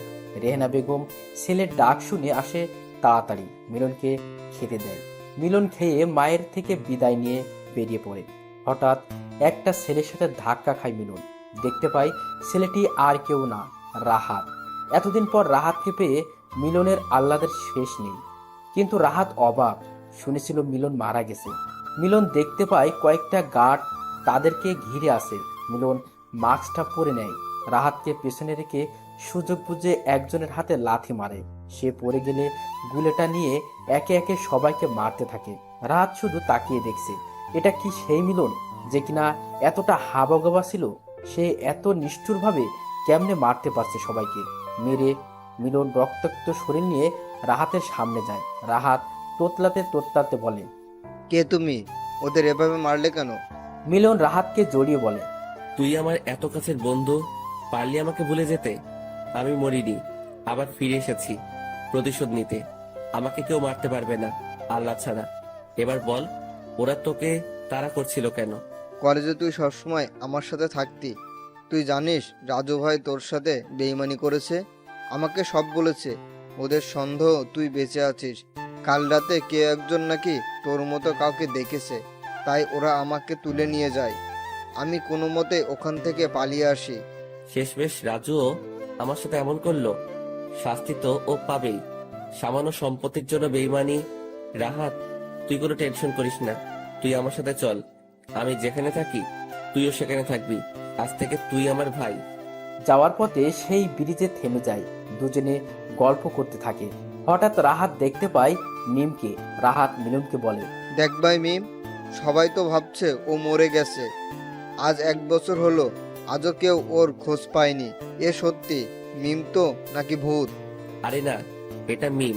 আমি বলছি তোকে। ঘটে যাওয়া ঘটনা সব রাহাতকে বলে। ওরা দূর থেকে মিমকে দেখছে, আর মিম আকাশের দিকে তাকিয়ে তারার সাথে কথা বলছে আর কাঁদছে। মিলন রাহাতকে নিয়ে লুকিয়ে বলে, কেঁদে কোনো লাভ নেই ম্যাম। যে ভুল আপনি করেছেন তার শাস্তি পাবেন। মিম এই কথা শুনে চারদিকে শব্দের ঠিকানা খুঁজতে থাকে, কিন্তু কাউকে পায় না। কি হচ্ছে আজকাল আমার সাথে? কি করে সম্ভব এটা? আমি কি পাগল হয়ে গেলাম? মিম পেছনে তাকিয়ে দেখে মিলন দাঁড়িয়ে আছে। মিম এক ঝটকা খায়, শুয়ে দেখে সত্যি তো এটা মিলন। কিন্তু কেমনে সম্ভব? আমি তো নিজের হাতে। মিম মিলনকে জড়িয়ে ধরে। মিলন মিমকে এক ঝটকায় সরিয়ে দেয়, একটা চড় মারে। কি অবাক হচ্ছে তাই না? আমি এখনো বেঁচে আছি, মরিনি। এত সহজে আমার মরণ নেই। মরতে তো তোমাকে হবে আমার হাতে। মিম মিলনের কথা শুনে ভয় পায় আর বলে, দেখো, আমি যেদিন থেকে তোমাকে হারিয়েছি আমিও ভালো নেই। প্রতিটা মুহূর্তে শেষ হচ্ছি। ভালোবেসে ফেলেছি তোমাকে। মনে পড়ে সেদিন জঙ্গলে আমাকে বুকে টেনে নিয়েছিলে? এক ছাদের নিচে থাকা আমি ভুলতে পারিনি। এসব ভালোবাসা আমাকে দেখাতে আসবে না। আমি একজন মাফিয়া, আর মাফিয়াদের মনে কোনো দয়া মায়া থাকে না। যেমনটা তোমার ওই দিন ছিল না। তোমার জন্য আমার 7-7টা মাস শেষ হয়ে গেছে। তোমাকে আমি ছেড়ে দেবো ভাবছো? তিলে তিলে মারবো। মিমকে টানতে টানতে নিয়ে যাই। মিলনের একটা গোপন জায়গা যেটা ও কাউকে বলেনি। মিলন মিমকে স্টোররুমে ধাক্কা মেরে রেখে দরজা লাগিয়ে দেয়। দারোয়ানকে বলে প্রত্যেক বেলা ঠিক সময়ে খাবার দিতে। কোনো রকম বেইমানি করলে মরতে হবে। রাহাতকে নিয়ে চলে যায় মায়ের বাড়িতে। রাত 2টো। রেহানা বেগম এখনো জেগে আছে। তার ছেলে যে এখনো ফেরেনি। হঠাৎ দরজায় আওয়াজ শুনে রেহানা বেগম দৌড়ে দরজাটা খুলে দেয়। মিলন রাহাতকে নিয়ে ভেতরে ঢোকে। রেহানা বেগম মিলনকে দেখে অবাক, সারা শরীরে রক্তের দাগ। মিলনকে বলে, বাবা, তোর শরীরে এত রক্ত কেন? কোথায় গিয়েছিলি তুই? মা, তুই তো জানো আমি একজন মাফিয়া। এটা আমার কাছে কিছু না। একে দেখছো? এ হলো আমার বন্ধু রাহাত। ওকে মারতে চাইছিল, তাই আমি ওদেরকে মেরে দিয়েছি। আজ থেকে ও আমার সাথে থাকবে, যদি তুমি বলো। ঠিক আছে, তুই আমার ছেলে, আর ছেলের কথা কি মা ফেলতে পারে? তোর এই অবস্থা, তোর বাবা দেখার আগে কাপড় পাল্টে আয়, আমি খেতে দেই। ততক্ষণ আমি রাহাতের সাথে গল্প করি। এদিকে মিম কেঁদেই যাচ্ছে। ঘরটা ধুলোয় ভরা, বারবার হাসি আসছে। হালকা আলোর একটা বাল্ব চলছে। ভাঙা একটা জানালা। মিম জানালার কাছে গিয়ে দাঁড়ায়। রাতটা নির্ঘুমে কেটে যায়। এদিকে মিলন যেন মিমকে আটকে শাস্তি পাচ্ছে, শান্তির ঘুম দেয়। পরদিন খুব ভোরে কাউকে না জানিয়ে বেরিয়ে পড়ে। রাস্তায় মিমের বাপকে দেখে ফলো করে। এ কি মনে হচ্ছে? এটা আমার বাড়ির রাস্তা, কিন্তু আমার বাড়িতে তো এখন রাজু থাকে। রাজুর সাথে মিমের বাবার কি কাজ জানতে হচ্ছে। মিলন তাড়াতাড়ি একটা রিমোট কন্ট্রোল ছোট হেলিকপ্টারে সিসি ক্যামেরা লাগিয়ে বাড়ির মধ্যে ঢোকায়। দেখতে পাই মিস্টার হাসান রাজুর কাছে গিয়ে কুশল বিনিময় করে বলে, রাজু, তোমাকে অনেক অনেক ধন্যবাদ। তোমার জন্য আমার প্ল্যান সম্পূর্ণ হয়েছে। তুমি সব সময় সঠিক সময় আমাকে খবর না দিলে বুঝতাম না ওই মাফিয়ার বাচ্চা কখন কি করে। মিমের মাকে আমি মেরেছি, আর কত সহজে মিমকে বোকা বানিয়ে মাফিয়াটাকে দুনিয়া থেকে সরালাম। তার জন্য নাও এই 1 কোটি টাকা, তোমার জন্য আমার পক্ষ থেকে ছোট উপহার। রাজু খুশি মনে টাকা নিয়ে বলে, ধন্যবাদ, দেবার কিছু নেই। আমার জন্য আপনার ভালো হয়েছে, আর আপনার জন্য আমার ভালো হয়েছে। বুদ্ধের দ্বারা মিলনকে খুন করে আজ আমরা দুজনে সফল। মিলন সবটা শুনে অবাক। তার মানে এদের দুজনের চক্রান্ত। না, এর শেষ আমাকে দেখতে হবে। মিমের কাছে যায় মিলন। গিয়ে দেখে সত্যি মেয়েটার করুণ অবস্থা। মুখের দিকে তাকানো যায় না, শুকিয়ে কাঠ হয়ে গেছে। মিম মিলনকে দেখে অপর পাশে মুখ নিয়ে চুপ করে থাকে। মিলন মিমকে বলে, আমি সব সত্যি জেনে গেছি। তোমার বাবা আর রাজু মিলে তোমার দ্বারা আমাকে মারে। এতে তোমার বাবা পায় তোমার সব সম্পত্তি, আর রাজু পায় আমার সম্পত্তি। মিম শুকনো মুখে বলে, উনি আমার বাবা না, চাচা। ছোটবেলায় মা মারা যায় আর বাবাও অ্যাক্সিডেন্টে মারা যায়। ওনাকে বাবা বলতাম। আমি জেনেছিলাম আমার মাকে উনি মেরেছে। সেদিন রাতে ওনাকে মারতে গিয়েছিলাম। উনি আমাকে তোমার ছবি দেখিয়ে বলে, তুমি মেরেছো আমার মাকে। আমি সহ্য করতে না পেরে প্রতিশোধের তাড়নায় নিজের ভালোবাসাকে বিসর্জন দিই। খুব খারাপ হয়েছে, কাল তৈরি থেকো। সবকিছু শেষ দেখবো। এখন আসো, ফ্রেশ হয়ে খাও। ভালো ব্যবহার করছি বলে মনে করো না সব ভুলে গেছি। যে 7 মাস আমার থেকে কেড়ে নিয়েছো, তার শাস্তি তুমি পাবে, মনে রেখো। আমি গেলাম। সারাদিন মিলন বাড়ি থেকে বের হয় না। বিকেলে উঠে ফিরে সে ভাবে, না, এভাবে আর চলবে না। খেলাটা এবার শেষ করতে হবে আজকেই। রাহাতকে নিরাপদ জায়গায় রেখে বেরিয়ে পড়ব। মিলন নিচে এসে সবাইকে দেখতে পায়। মায়ের সামনে গিয়ে বলে, মা, আমি আর চলে যাচ্ছি। জানি না দেখা হবে কিনা। যে খেলায় নেমেছি সেটা আমাকে শেষ করতেই হবে। তবে তুমি আমার জন্য দোয়া করো। তোমরা আমার জন্য যা করেছো, হয়তো আমি সেই ঋণ শোধ করতে পারবো না। যদি কখনো মনে হয় আমাকে তোমাদের দরকার, তাহলে ফোন করো, আমি চলে আসবো। রাহাত, তুই রেডি হয়ে নে, বেরোতে হবে। তোকে নিরাপদ জায়গায় রেখে আমি বেরিয়ে পড়বো। রেহেনা বেগমের কান্না থামছেই না। ছেলেহারা হয়ে এতদিন ছিল, একটা ছেলেকে পেয়েছে, সেও কি আজ চলে যাবে? রেহানা বেগম মিলনকে বলে, বাবা, আমি জানি তোকে না করলেও তুই শুনবি না। চলে যাচ্ছিস বলে ভুলে যাস না, তোর এই অভাগা মাকে, রাহাতকে মায়ের কাছে রেখে যা। ওকে নিয়ে যাস না। নিজের ছেলে মনে করে মানুষ করবো ওকে, অন্তত মনটা তো শান্তি পাবে। মিলন সন্ধ্যাবেলা তৈরি হয়। কালো শার্ট, কালো জ্যাকেট, চুল স্পাইক, মুখে মাস্ক, রিভলভার, ছোট একটা ছুরি নিয়ে রাহাতকে রেখে চলে যায় মিমের কাছে। মিম এখনো স্টোররুমে বসে আছে। দরজার আওয়াজ শুনে উঠে দাঁড়ায়। মিলন মিমকে একটা প্যাকেট ধরিয়ে দিয়ে বলে, এগুলো পরে তাড়াতাড়ি রেডি হয়ে নাও, হাতে বেশি সময় নেই। মিম প্যাকেটটা নাড়াচাড়া করে বলে, কি আছে এটাতে, আর কেন করব? মিলন রেগে বলে, এটাতে লাল বেনারসি আছে, বিয়ে হবে। যাও পরে আসো, আমি বাহিরে আছি। মিম ভালোই বুঝতে পারে মিলন রাগ করেছে। কথাটা না বাড়িয়ে প্যাকেটটা খুলে দেখে pant, T shirt, jacket, revolver, mask. Mim দ্রুত পড়ে বাইরে আসে। মিলন মিমকে নিয়ে চলে যায় মিস্টার হাসানের বাড়ি। দারোয়ানকে ভয় দেখিয়ে ভেতরে ঢোকে মিম। এগিয়ে গিয়ে মিস্টার হাসানের মাথায় গুলি ধরে বলে, আমাকে মিথ্যে বলেছিলি, তোর একটা মিথ্যেতেই আমি সব হারাতে বসেছিলাম। আজ তোকে শাস্তি পেতে হবে। মিলন মিস্টার হাসানের বুকে লাথি মেরে বলে, রাজুর সাথে ষড়যন্ত্র করে আমাকে মারার প্ল্যান করছিস? এত সহজে তো আমি মরবো না। এবার মরার আগে সত্যিটা বল, আমার মাকে কে মেরেছে? আমি জানি, তুই সব জানিস, কারণ তুই ছিলি মাফিয়া আর আমার বাবার সাথে শত্রুতা করে তুই আমার মাকে মারলি। আজ এমন মৃত্যু দেব তোকে, ভয় পাবে তোকে দেখে সবাই। মিস্টার হাসান ভয় পেয়ে যায়। কি করে বেঁচে ফিরলো? এ আর সব জানলই বা কি করে? মিলন কথা না বাড়িয়ে মিস্টার হাসানের বুকে গুলি করে। মিম পেটে ছুরি ঢুকিয়ে দেয়। মিম আর সহ্য করতে না পেরে সাইডে যায়। মিলন মিস্টার হাসানকে এলোপাতাড়ি মারতে থাকে। মিস্টার হাসানের নিথর দেহটা দোতলা থেকে নিচে ফেলে মিমকে নিয়ে বেরিয়ে যায় রাজুর কাছে। পুরো বাড়ি গার্ড দিয়ে ঘেরা। মিলনকে দেখে সবাই আতঙ্কে পড়ে যায়। মিলন রাজুর সামনে যায় আর একটা আওয়াজ মেরে বলে, তোকে আমি রাস্তা থেকে এনেছিলাম তোর মায়ের চিকিৎসার জন্য। কত টাকা খরচ করি হিসাব আছে তোর? যে বাড়ি বানিয়েছিস সেটাও আমার টাকায়। তুই আমার সাথে বেইমানি করলি, ভালো করে জানিস বেইমানদের আমি ছাড় দেই না। তাই বিদায়, তোকে ওপারে চলে যা। মিলন রাজুকে মারে। মিলন বলে, আজ থেকে সব শেষ। যার জন্য মাফিয়া হয়েছিলাম সেটাও আজ পূর্ণ হলো। মা তুমি ভালো থেকো। আকাশের তারা হয়ে দুবোটা চোখের পানি ঝরে পড়ে। মিলন গার্ডদের গুলি করে দৌড়তে থাকে। মিমের হাত ধরে হঠাৎ মিম থমকে যায় মিলনের পেছনে। তাকিয়ে দেখে একটা গার্ড গুলি নিয়ে দাঁড়িয়ে আছে আর গুলিটা মিমের পিঠে এসে লাগে। মিলন ছল ছল চোখে মিমের দিকে তাকিয়ে থাকে। গার্ডটা মিলন একটা গুলি করে মিম কোলে তুলে নিয়ে যায় হাসপাতালে। মিম মিলনের গলা জড়িয়ে বলে, মরেই তো যাব, একবার বলো না ভালোবাসো। জানি তোমার মনে আমার জন্য কোনো জায়গা নেই, তবু বলো না। মিলন দৌড়ে কাছাকাছি একটা হাসপাতালে ভর্তি করায়। মিমকে ওটিতে নিয়ে যায় মিলন।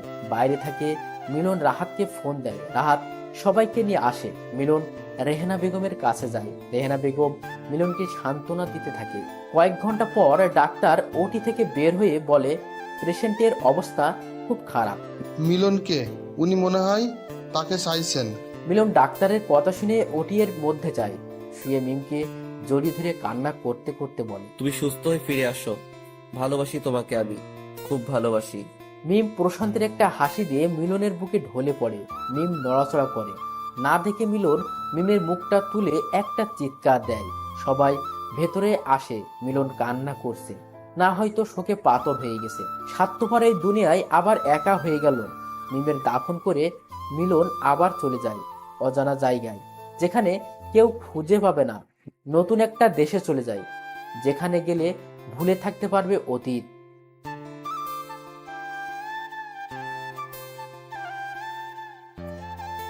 থাকবো। আজ শুক্রবার, তাই ঘুমিয়ে পড়লাম। নামাজ পড়ে এসে বিশ্রাম নিতেছি, তখন নিধি এসে বলল, কখন যাবি? আমি রেডি, তুই রেডি হয়ে আয়। আচ্ছা। এই বলে নিধি চলে গেল। কিছুক্ষণ পরে আবার এসে আমার সামনে দাঁড়ালো। তখন আমি মাথা উঁচু করে দাঁড়ালাম আর হা হয়ে গেলাম। নিধি এমনিতেই অনেক সুন্দর, তার উপর আবার হালকা সাজে অপরূপ লাগছে। কতক্ষণ ছিলাম জানি না, হুঁশ ফিরল নিধির চুটকির আওয়াজে। এই যে মিস্টার, যাবেন না? যাব। আমার পরনে হলুদ একটা পাঞ্জাবি আর নিধির গায়ে বোরকা পরা ছিল। আমি আর নিধি যখন বের হব তখনই হঠাৎ আম্মু এসে বলল, বাহ, তোদের দুজনকে তো অনেক সুন্দর লাগছে।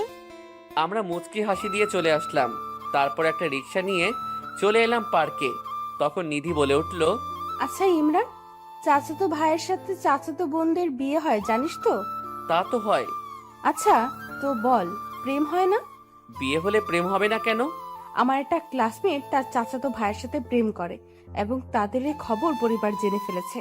তখন কি করেছে জানিস? না তো, তুই বল।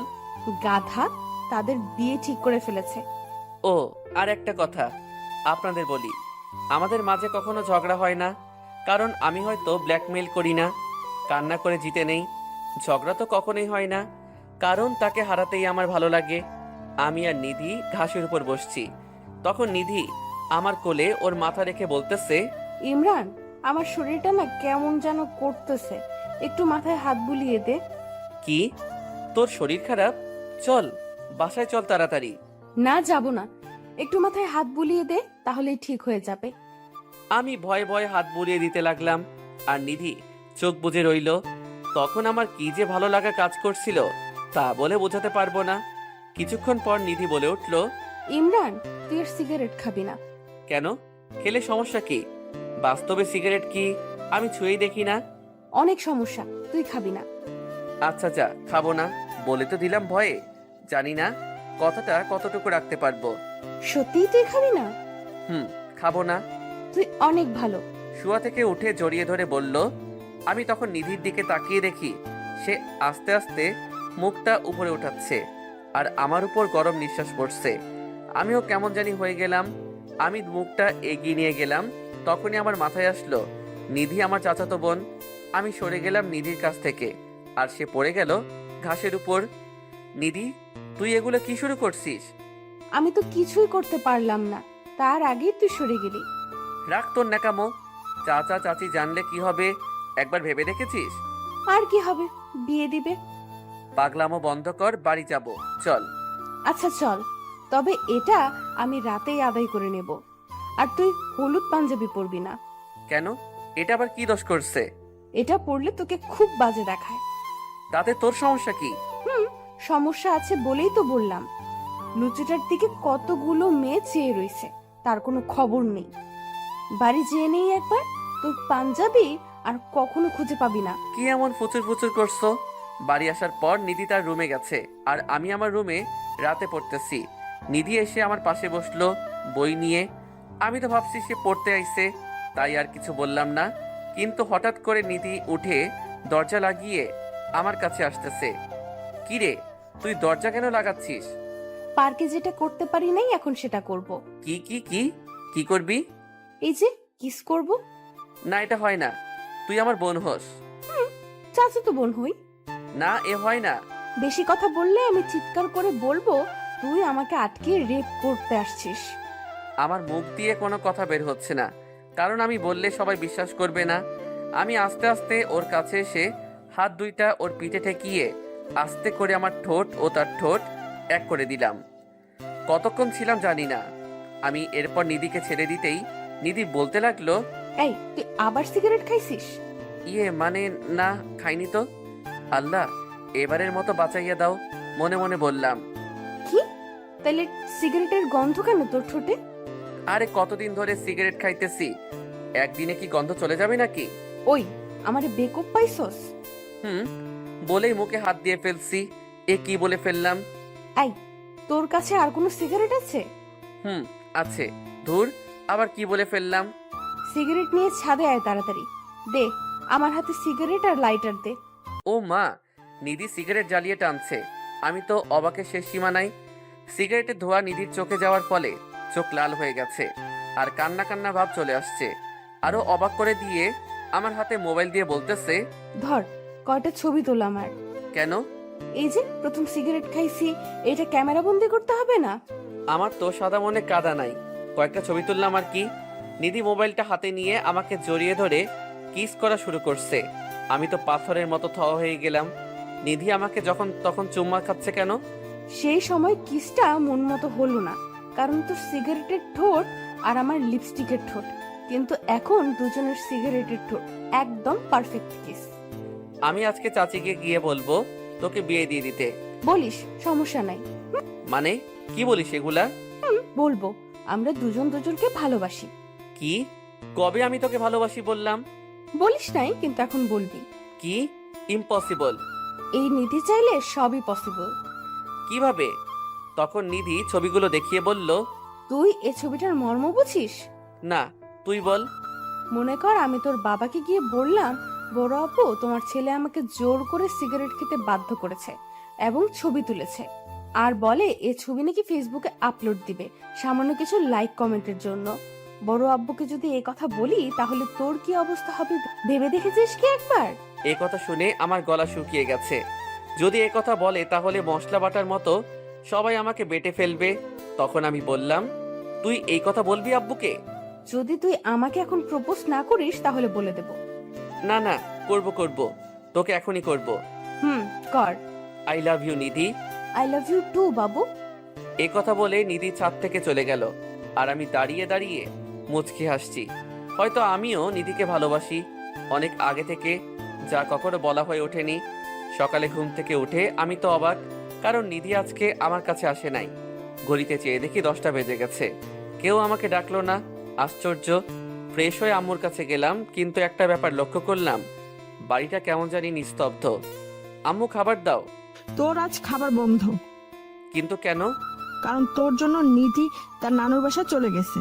কিন্তু কেন গেল? তুই বলে নিধির সাথে রাগারাগি করছিস, তাই চলে গেছে। তুই যদি বাড়িতে ফিরিয়ে আনতে না পারিস তাহলে খাবার পাবি না তার আগে। দূর, আর ভাল লাগে না।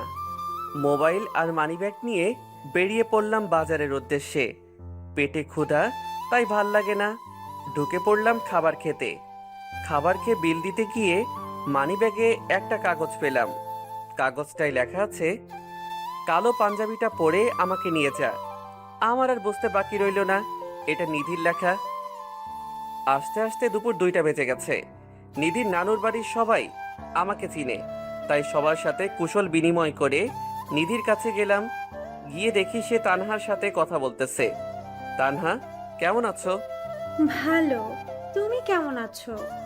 আমিও ভালো আছি। তারপর নিধিকে বললাম, চল বাড়ি চল, তোর জন্য আজকে আমাকে খেতে দেয়নি। আমার কথা শুনে তারা দুজনে হাসাহাসি শুরু করে দেয়। হাসাহাসি শেষ হলে এবার চলেন বাড়ি যাই। না, আমি যাব না। কেন? এমনি। ভাবি কি কালকে চলে যাবেন? না, আজকে চলে যাব নিয়ে। আমি যাব না। কিন্তু কেন যাবি না সেটা বল। তানহা, তুই মামির কাছে যা। আচ্ছা। তানহা যাওয়ার পর আমি বললাম, আচ্ছা নিধি, তানহা তোরে ভাবি বলল কেন? কারণ তানহার ভাই তুই। আচ্ছা, বাড়ি যাবি না কেন সেটা বল। ছাদে এসে প্রপোজ কর, তাহলেই বলবো। আচ্ছা চল। তবে এবার আমি কোনো ব্ল্যাকমেল করব না। তুই যদি নিজে থেকে ভালোবাসিস তাহলে বল, আর না বাসলে বলিস না। ছাদে এসে বললাম, নিধি, তুই হয়তো জানিস না তোকে আমি কত আগে থেকে ভালোবাসি। হয়তো বলা হয়নি, তবে তোকে আমি অনেক ভালোবাসি। ভালোবাসি তোর পাগলামোগুলোকে, ভালোবাসি তোর অধিকার খাটানোকে, আর সবচেয়ে বেশি ভালোবাসি আমার ব্ল্যাকমেইলার চাচাতো বোনকে। নিধি কিছুক্ষণ আমার দিকে তাকিয়ে তারপর জড়িয়ে ধরে বলল, আমিও তোকে অনেক ভালোবাসি। একমাত্র তুই আমার পাগলামোগুলোকে উপভোগ করিস, আর সবাই বিরক্ত হয়। তোকে আমি হারাতে চাই না। অনেক ভালোবেসে ফেলেছি তোকে। তোকে যে প্রপোজ করলাম, আমার গিফট কই? কিন্তু নিধি আমাকে নিরাশ করে দিয়ে বলল, ধর তোর স্পেশাল গিফট। আরে ভাই, কি কমু? সামনে একটা সিগারেট ধরিয়ে বলতেছে। আমি জানি তুই এত তাড়াতাড়ি সিগারেট ছাড়তে পারবি না, তাই সিগারেট ছেড়ে এটা ধরবি, আবার এটাও ছেড়ে দিবি। বুঝছো বাবু? দোয়া করি তোর মতো জিএফ যেন সবার কপালে ছুটে। বেশি কথা না বলে খেয়ে দেখ এটা কি ফ্লেভার। ধরে টান দিয়ে বললাম, এটা তো অরেঞ্জ ফ্লেভার।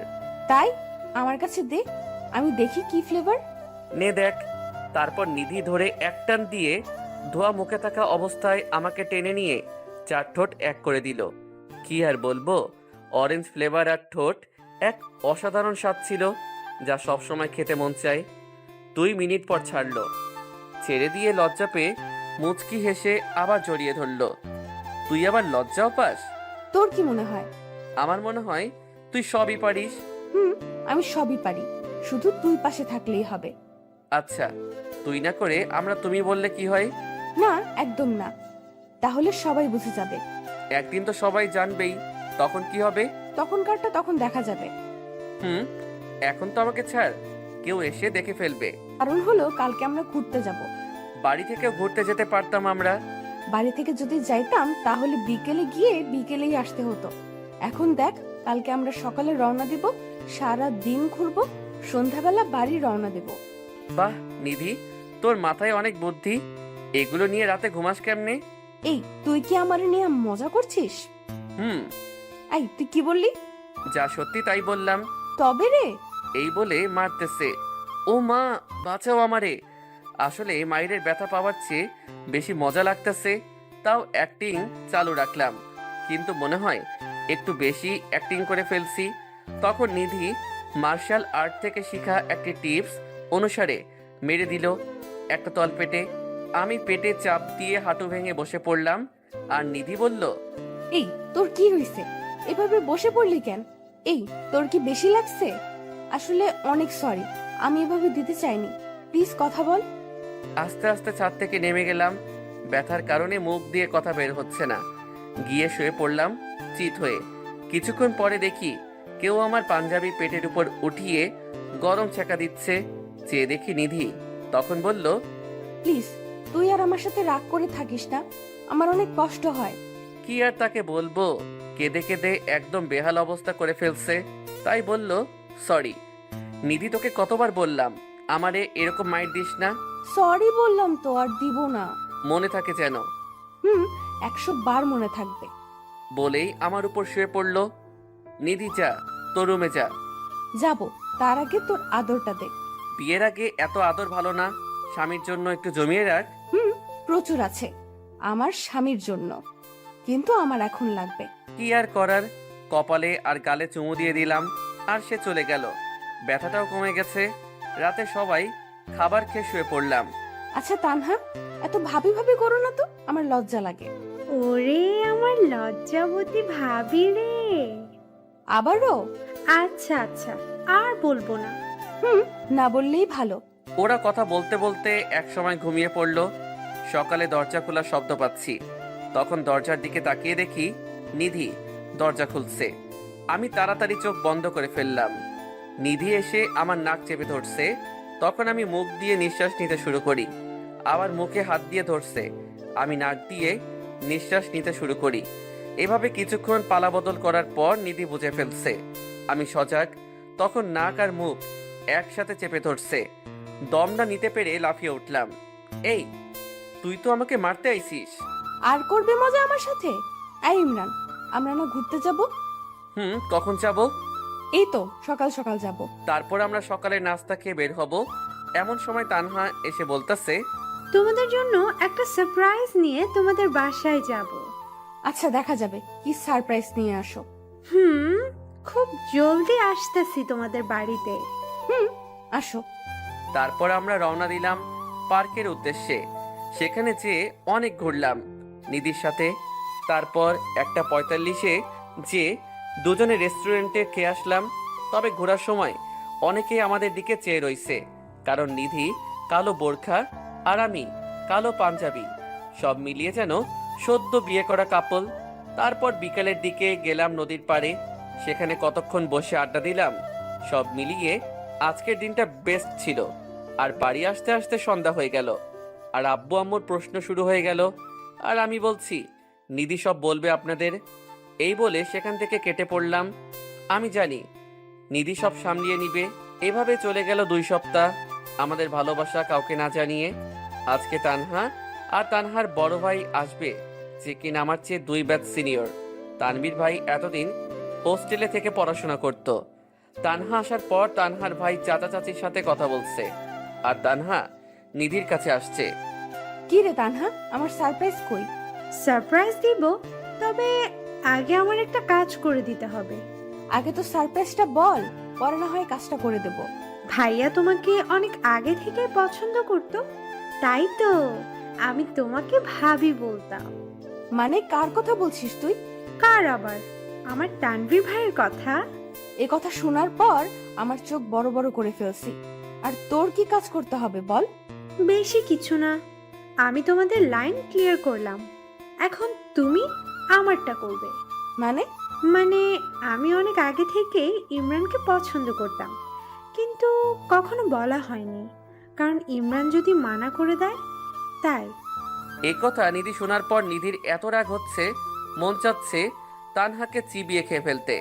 রাগে ক্ষোভে তানহার হাত ধরে আমার রুমে আনে। তখন আমি একটা গল্পের বই পড়তেছিলাম। এসেই আমাকে চেয়ার থেকে টেনে তুলে 2টি ঠোঁট এক করে দিল। আমি তানহাকে দেখি নাই, তাই আমিও রেসপন্স দিতে শুরু করি। কিছুক্ষণ পর ছেড়ে দিল। আমি তো তানহাকে দেখে মাথা নিচু করে ফেলছি লজ্জায়। আর তানহা চোখ বড় বড় করে চেয়ে রইছে। তখন নিধি বলতে শুরু করলো, আমার মনে হয় তানহা তুই তোর উত্তর এতক্ষণে পেয়ে গেছিস যে আমরা দুজন দুজনকে ভালোবাসি। আর আমি যখন তোমাকে ভাবি বলতাম তখন তুমি লজ্জা পেতে কেন বলো? আরে আমি তো মনে করছিলাম তুই আমার আর ইমরানের সম্পর্কের কথা জেনে গেছিস আর তুই ইমরানকে ভাই বলে ডাকতে। ও, আমি আরো তানভীর ভাইকে কি বলে ফেললাম। যাক, ভাইকে আমি সামলাতে পারবো। আর সরি নিধি, আমি আসলে বুঝতে পারি নাই, তাই তোমাকে ওই কথাগুলো বলে ফেললাম, মাফ করে দিও। আচ্ছা ঠিক আছে। তারপর তানহা চলে গেল আর আমি বলতে শুরু করলাম, তুই আর তানহা এতক্ষণ কি বলছস? কিছুই বুঝতে পারি নাই, একটু বুঝিয়ে বলবি আমাকে? তোরা তো বুঝতে হবে না। বললে কি হয়? তোর আমার প্রতি বিশ্বাস আর ভালোবাসা আছে না? অবশ্যই আছে। তাহলে বিয়ে কর আজকে আমাকে। মজা করছো? কেন, বিয়ে করতে সমস্যা আছে? কি বলছো? চাচা চাচি আব্বু আম্মুকে না জানিয়ে কি করে বিয়ে করি আমরা, বলো? ছোটবেলায় একটা কথা শিখেছি, আমি আজ পর্যন্ত তা পালন করেছি। কি কথা? যা সোজাসুজি পাবে না তা জোর করে আদায় করতে শেখো। মানে? তুই 2 মিনিট দাঁড়া, আমি আসছি। একটু নড়বি না, নড়লেই খবর আছে তোর। আচ্ছা, নড়বো না। কিছুক্ষণ পর নিধি হাতে একটা বোতল আর একটা কাগজ নিয়ে আসে আমার কাছে। তুই যদি আজকে আমাকে বিয়ে না করস তাহলে এই বিষ খেয়ে মরে যাব আমি। আর এই কাগজ দিয়ে যাব, আর এতে লেখা আছে আমি মরছি তোর কারণে। আচ্ছা নিধি, ছেলে মানুষই করিস না, এটা কোনো পুতুল খেলা নয়, বোঝার চেষ্টা কর। আমি কিচ্ছু বুঝতে চাই না, তুই হ্যাঁ বা না বল, তাড়াতাড়ি বল। আচ্ছা, এসব পাগলামো রাখ, চল আমরা ঘুরে আসি। হ্যাঁ বা না বলছি। হ্যাঁ হ্যাঁ করব, তোকে আমি বিয়ে করব। বোতলটা আমার হাতে দে প্লিজ। আগে বল করবি, তারপর।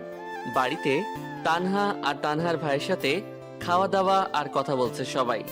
এ ফাঁকে আমাকে নিয়ে বেরিয়ে পড়লো নিধি। আমি তো শেষ, আব্বু আম্মু চাচা চাচিকে কি জবাব দিব এ কথা ভাবতে ভাবতে আমি শেষ। এ ভাবনার মাঝে নিধি স্বাভাবিকভাবে কাজ করছে, ওর ফ্রেন্ডদের খবর দিচ্ছে, ওরা রেডি করছে সব। আমার মনে হয় তাদের আগে থেকেই প্ল্যান ছিল। যাই হোক, তখন আমি কাজী অফিসে দাঁড়িয়ে আছি হাতে কলম নিয়ে। নিধি বারবার আমাকে ধাক্কাচ্ছে সাইন করার জন্য। আমার মাথা চিন্তার কারণে কাজ করা বন্ধ করে দিয়েছে। নিধি বাম হাতটা আমাকে দেখালো, যেখানে বিষের বোতলটা মুষ্টিবদ্ধ করে রেখেছে। এটা দেখে আমি তাড়াতাড়ি সাইন করে দিলাম, তারপর নিধিও করে দিল। ব্যাস, হয়ে গেলাম স্বামী স্ত্রী। একদম সিম্পল। বাড়িতে আসতে আসতে সন্ধ্যা হয়ে গেছে। এসে শুনি তানহারা চলে গেছে। আমরা কিছু না বলে রুমে চলে গেলাম। তারপর সবাই খাওয়া দাওয়া করে শুয়ে রইলাম। এর মাঝে নিধি একবারও আমার কাছে আসে নাই, আমিও শুয়ে পড়লাম। কিছুক্ষণ পর নিধি আসলো আর আমাকে ঝাক্কাচ্ছে আর বলছে, ওই কুত্তা উঠ, আজ না আমাদের বাসর। নিধি ঘুমাতেও দিবি না? না, আজকে কোনো ঘুম হবে না, শুধু রোম্যান্স হবে। কি বলছিস? তোকে বুঝতে আমার 7 জন্ম লাগবে। কি? আমরা বিবাহ করেছি আর বাসর করব না? এজন্যই বান্ধবীরা বলে আনরোমান্টিক বর বিয়ে করতে নাই। কি আমি আনরোমান্টিক? তা নয় কি, নিজের বউকে আদর করতে পারে না? দাঁড়া, দেখাচ্ছি মজা। বলেই হাত ধরে দিলাম এক টান, সোজা আমার উপর এসে পড়ে গেল। দুজনে একদম কাছাকাছি। নিধির গরম নিঃশ্বাস আমার উপর পড়ছে। আমি নিধির দিকে পলকহীনভাবে তাকিয়ে আছি আর নিধির মুখ আমার দিকে ধাবিত করছে। আস্তে করে আমার ঠোঁট মুখের ভেতর নিয়ে নিল। অনেকক্ষণ পর যখন ছেড়ে দিয়ে অন্য কিছু করতে যাবে তখন আমি তাকে বাধা দিলাম আর আমার দিকে কেমন রাগী দৃষ্টিতে তাকিয়ে আছে। তখন আমি নিধির মাথাটা আমার বুকের সাথে চেপে ধরে বললাম, নিধি, আমরা যে বিবাহ করেছি সেটা কেউ জানে না। এখন যদি আমরা শারীরিক সম্পর্কে জড়াই, যখন তোর পেটে বাচ্চা আসবে তখন তোর বাবা মার আর আমার বাবা মার আর সাথে তোর একটু সম্মান থাকবে না, একদম ধুলাই মিশে যাবে। একটু বোঝার চেষ্টা কর।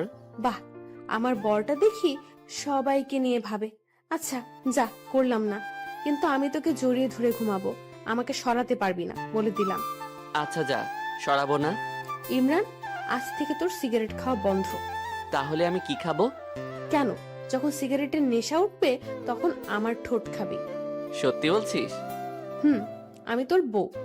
আজকে সারাদিন তুই যে টেনশন দিছিস, আমার না সিগারেট খাইতে মন চাচ্ছে। তো মানে এখন যদি তোর কিস থেরাপিটা দিতি, তাইলে সিগারেটের নেশাটা চলে যেত। তোর বউ, তোর যা ইচ্ছা আমাকে বলস কেন?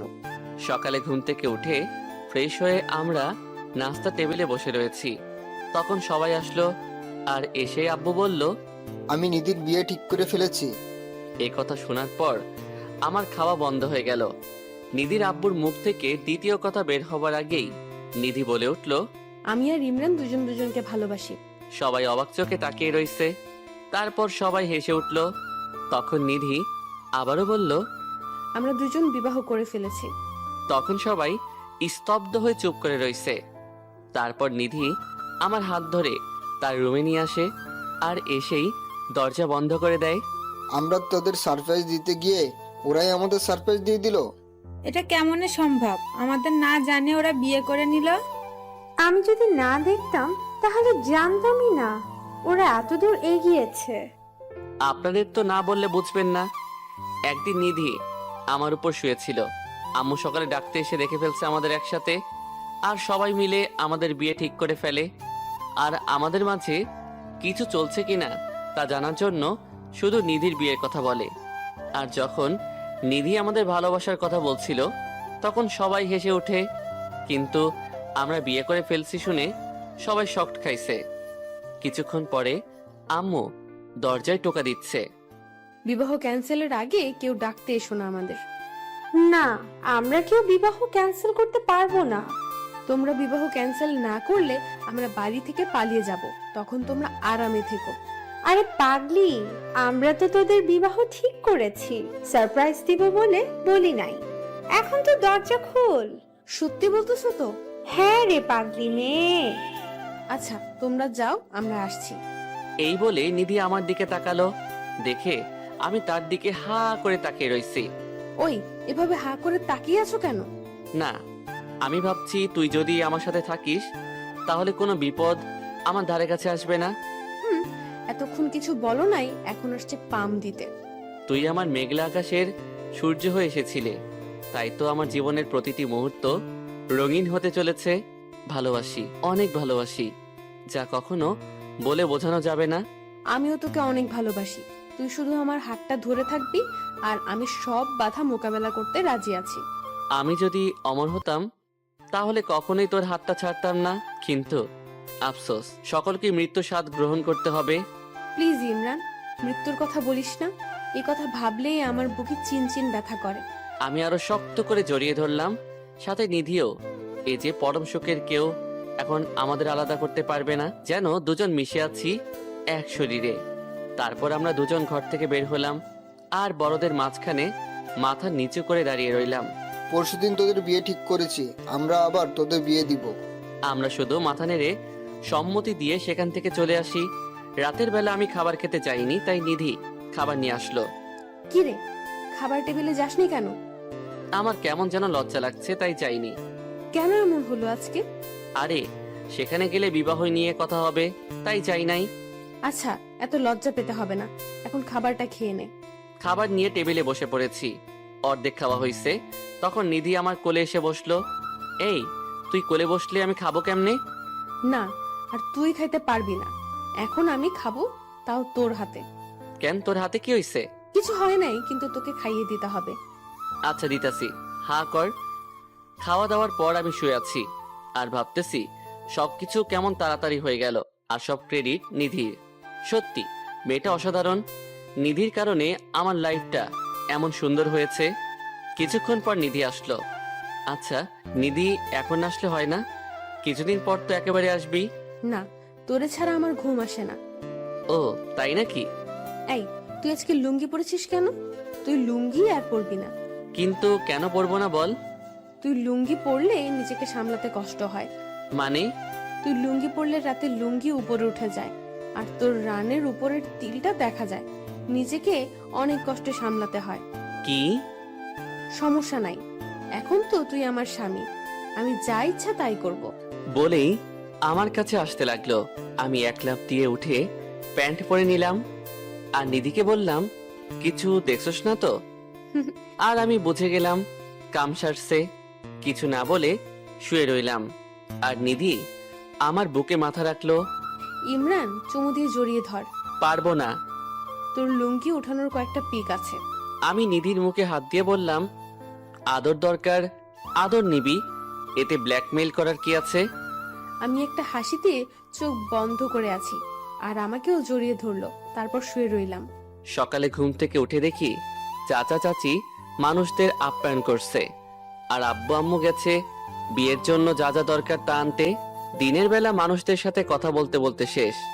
রাতে আমাদের দুজনের গায়ে হলুদ। আমাদের পাশাপাশি বসিয়ে হলুদ দেওয়া হলো। সেই সময় নিধি দুষ্টমির কথা নাই বললাম, তবে হলুদ শাড়িতে নিধিকে জোশ লাগছিল। সব ঝামেলা শেষ হলে হলুদ শাড়ি পরা অবস্থায় আমার রুমে আসিস। কেন? তোকে অনেক আদর করব। আচ্ছা, দেখা যাবে। আমি সাথে সাথে মুখটা অন্যদিকে ফিরিয়ে নিলাম। রাতে একটাই ঝামেলা শেষ করে শুয়ে শুয়ে নিধির জন্য অপেক্ষা করতেছি। করতে করতে ঘুমিয়ে গেলাম। সকালে উঠে দেখি নিধি আমার বুকে মাথা দিয়ে শুয়ে আছে। কিরে, তুই কখন এলি? রাতে। আমারে জাগালি না কেন? তুই সুন্দর করে ঘুমাইতেছিস, তাই জাগাই নাই। তবে তোকে আদর দিছি কিন্তু। আমি নিধিকে জড়িয়ে ধরে কপালে একটা চুমু দিয়ে বললাম, আজ আমার বিয়ের দিন। নিধিকে যখন সাজাতে নিয়ে যাবে তখন আমি নিধির কানে কানে বললাম, আজ রাতে আদর ভালোভাবে না পাইলে কিন্তু তোর সামনে সিগারেট ধরাবো। ও মা, সে কি রাগি লোক দিছে! আমি তো ভয়ে শেষ। তাড়াতাড়ি সেখান থেকে কেটে পড়লাম। আমি জানি আজকে রাতে আমি শেষ, কারণ যেভাবে খেপেছে। যখন দুজনকে একসাথে বসিয়ে কবুল বলতে বলছে, তখন আমি তার দিকে তাকিয়ে দেখি এখনো রেগে আছে। বিয়েটা সম্পূর্ণ হলো। রাতে খাওয়া দাওয়ার পর সবাই বসে আছে। তখন আব্বু বলতেছে, তোরা দুজন আলাদা থাকবি ততদিন পর্যন্ত যতদিন ইমরান চাকরি না পেয়ে প্রতিষ্ঠিত হয়। একদম ঠিক বলেছেন ভাই। যা, এখন সবাই সবার রুমে যা। আমি আয়শা শুয়ে আছি।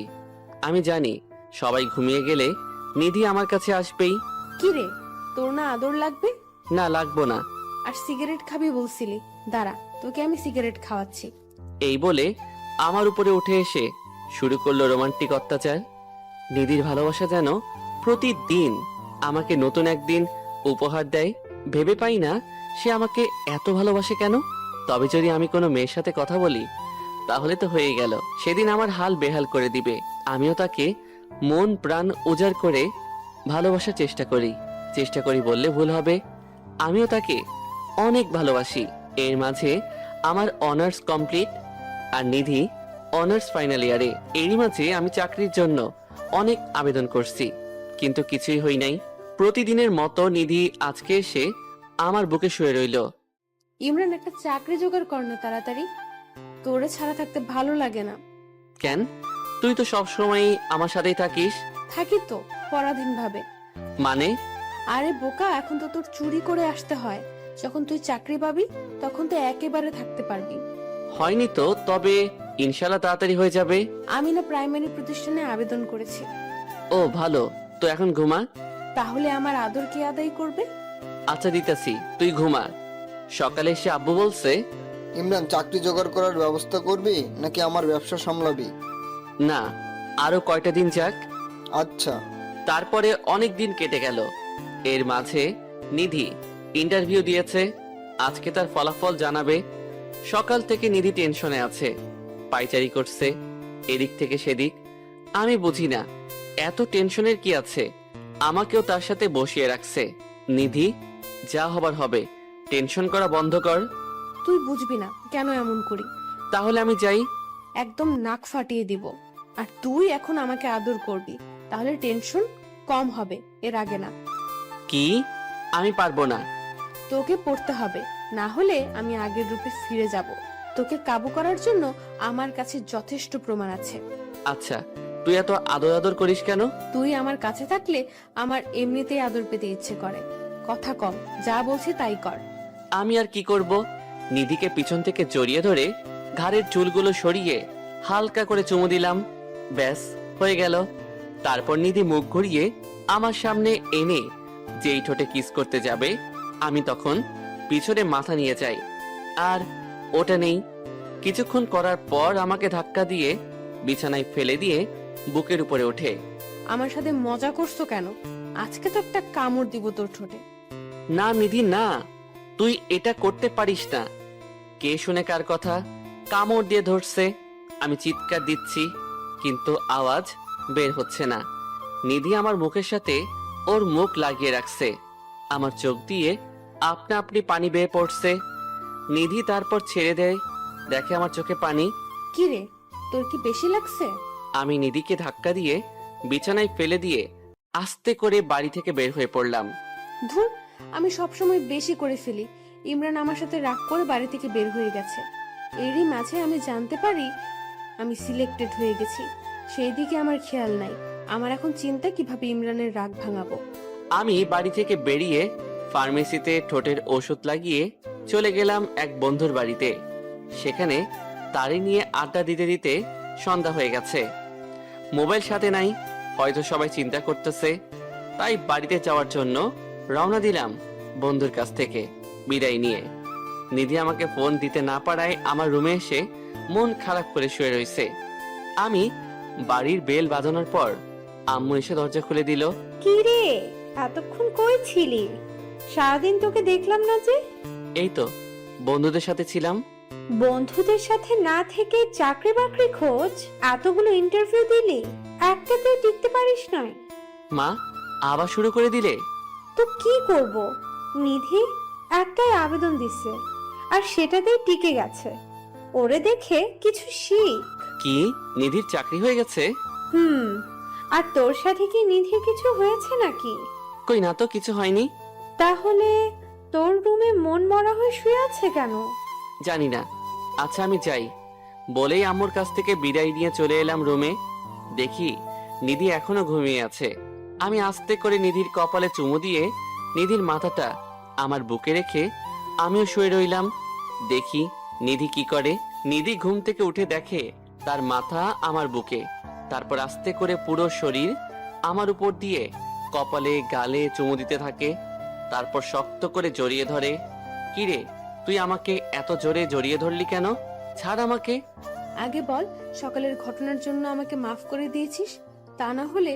না হলে কি? এমন জায়গায় মারবো জীবনের বাবা ডাক শুনতে পারবি না। কি? তাহলে তুইও মা ডাক শুনতে পারবি না? বেশি কথা না বলে বল, মাফ করে দিয়েছি।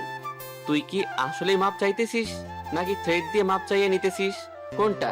তোর যেটা মন চায় সেটাই বল। করছি, তোরে মাফ করছি।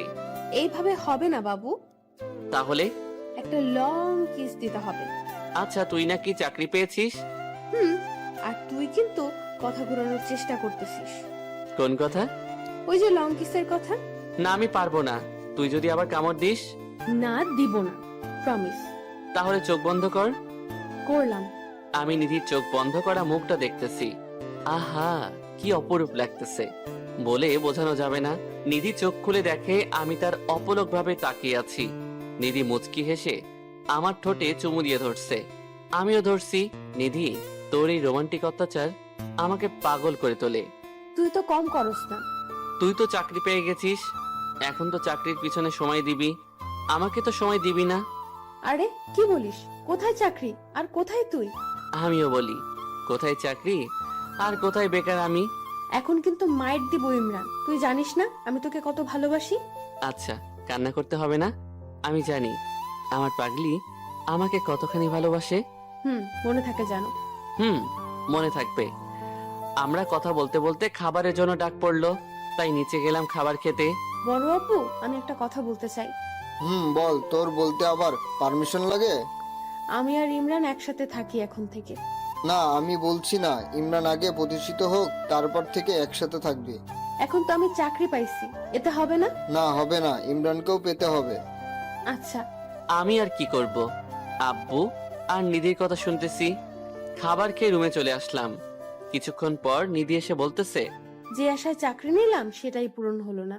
আমি শুনেও চুপ করে রইছি। কি আর বলতাম ওকে। ইমরান, কালকে তো শুক্রবার। তো আমি তোকে নিয়ে ঘুরতে যাব, মনে কর আমার পক্ষ থেকে ফ্রি। অন্য একদিন যাব। না, আমি পরে ফ্রি নাও থাকতে পারি। বাহ, চাকরি জয়েন করার আগেই বিজি থাকতে শুরু করে দিলি। আচ্ছা যা, যাব, তবে কালকেই যাব। আচ্ছা যাব। তারপর আমরা প্রতিদিনের মতো ঘুমিয়ে গেলাম। তবে আমরা দুজন যে একসাথে ঘুমাই সেটা আম্মু কিছুটা বুঝতে পারে, তবে কিছু বলে না। সকালে ঘুম থেকে উঠে ফ্রেশ হয়ে গেলাম নাস্তা খেতে। তারপর দুষ্টুমি করতে করতে নামাজের সময় হয়ে গেছে। পাঞ্জাবি পরে রেডি হওয়ার পর নিধি টুপি পরিয়ে কপালে চুমু দিয়ে, আমার জন্য দোয়া করিস কিন্তু। তুই তো আমার প্রতি মোনাজাতে থাকিস, কারণটা তোর জানা আছে। জানি তো আমার পাগল। তারপর মসজিদে এসে নামাজ পড়ে বাড়িতে চলে গেলাম। তারপর খাবার খেয়ে ঘুমিয়ে পড়লাম। বিকেলে ঘুরতে যেতে হবে, তাই বিশ্রাম নিলাম। কিছুক্ষণ পর নিধি এসে আমার উপর শুয়ে পড়ল। তাই আমি বললাম, নিধি যাবি না ঘুরতে? যাবো তো। তাহলে রেডি হ, শুয়ে আছিস কেন? করবো, তোর উপর শুয়ে থাকতে মন চাইছে তাই শুলাম। আচ্ছা যা, রেডি হ, ঘুরতে যাব। যাবো একটা শর্তে। কি? তুই যদি নিজের হাতে আমাকে সাজিয়ে দিস। মেকআপ দিয়ে দিতে তো পারি না। মেকআপ না, শাড়ি পরিয়ে দিবি। কি? আমি তো শাড়ি পরাতে পারি না। আমি বলে দেব, তুই পরিয়ে দিবি। নিজেকে সামলাতে পারবো না তো। সামলাতে লাগবে না, আমি তো তোর বউ। আচ্ছা দেখি পারি কিনা। তারপর নিধি যে একটা শাড়ি নিয়ে আসলো, এসে দরজা লক করে দিল আর শাড়িটা আমার হাতে দিল। ধর, পরিয়ে দে। তারপর আর কি, পরিয়ে দিলাম। কাহিনীটা না হয় আরেকদিন বলবো। ইমরান, তুই হলুদ পাঞ্জাবিটা পর। কিন্তু আমি তো পাঞ্জাবিটা পাচ্ছি না। আচ্ছা দাঁড়া, আমি এনে দিচ্ছি। এই বলে কিছুক্ষণ পর আমার হাতে হলুদ পাঞ্জাবিটা দিল। পাঞ্জাবিটা কোথায় পেলি তুই? আমি কত খুঁজছি। তোর না জানলেও চলবে, দে, আমি তোকে পাঞ্জাবি পরিয়ে দেব। পারবো না, আমার লজ্জা লাগে। আমার শাড়ি পরাতে তোর লজ্জা লাগে না? না তো। তাহলে এখনো লাগবে না। এই বলে ওর আগের পাঞ্জাবিটা খুলে ফেললাম।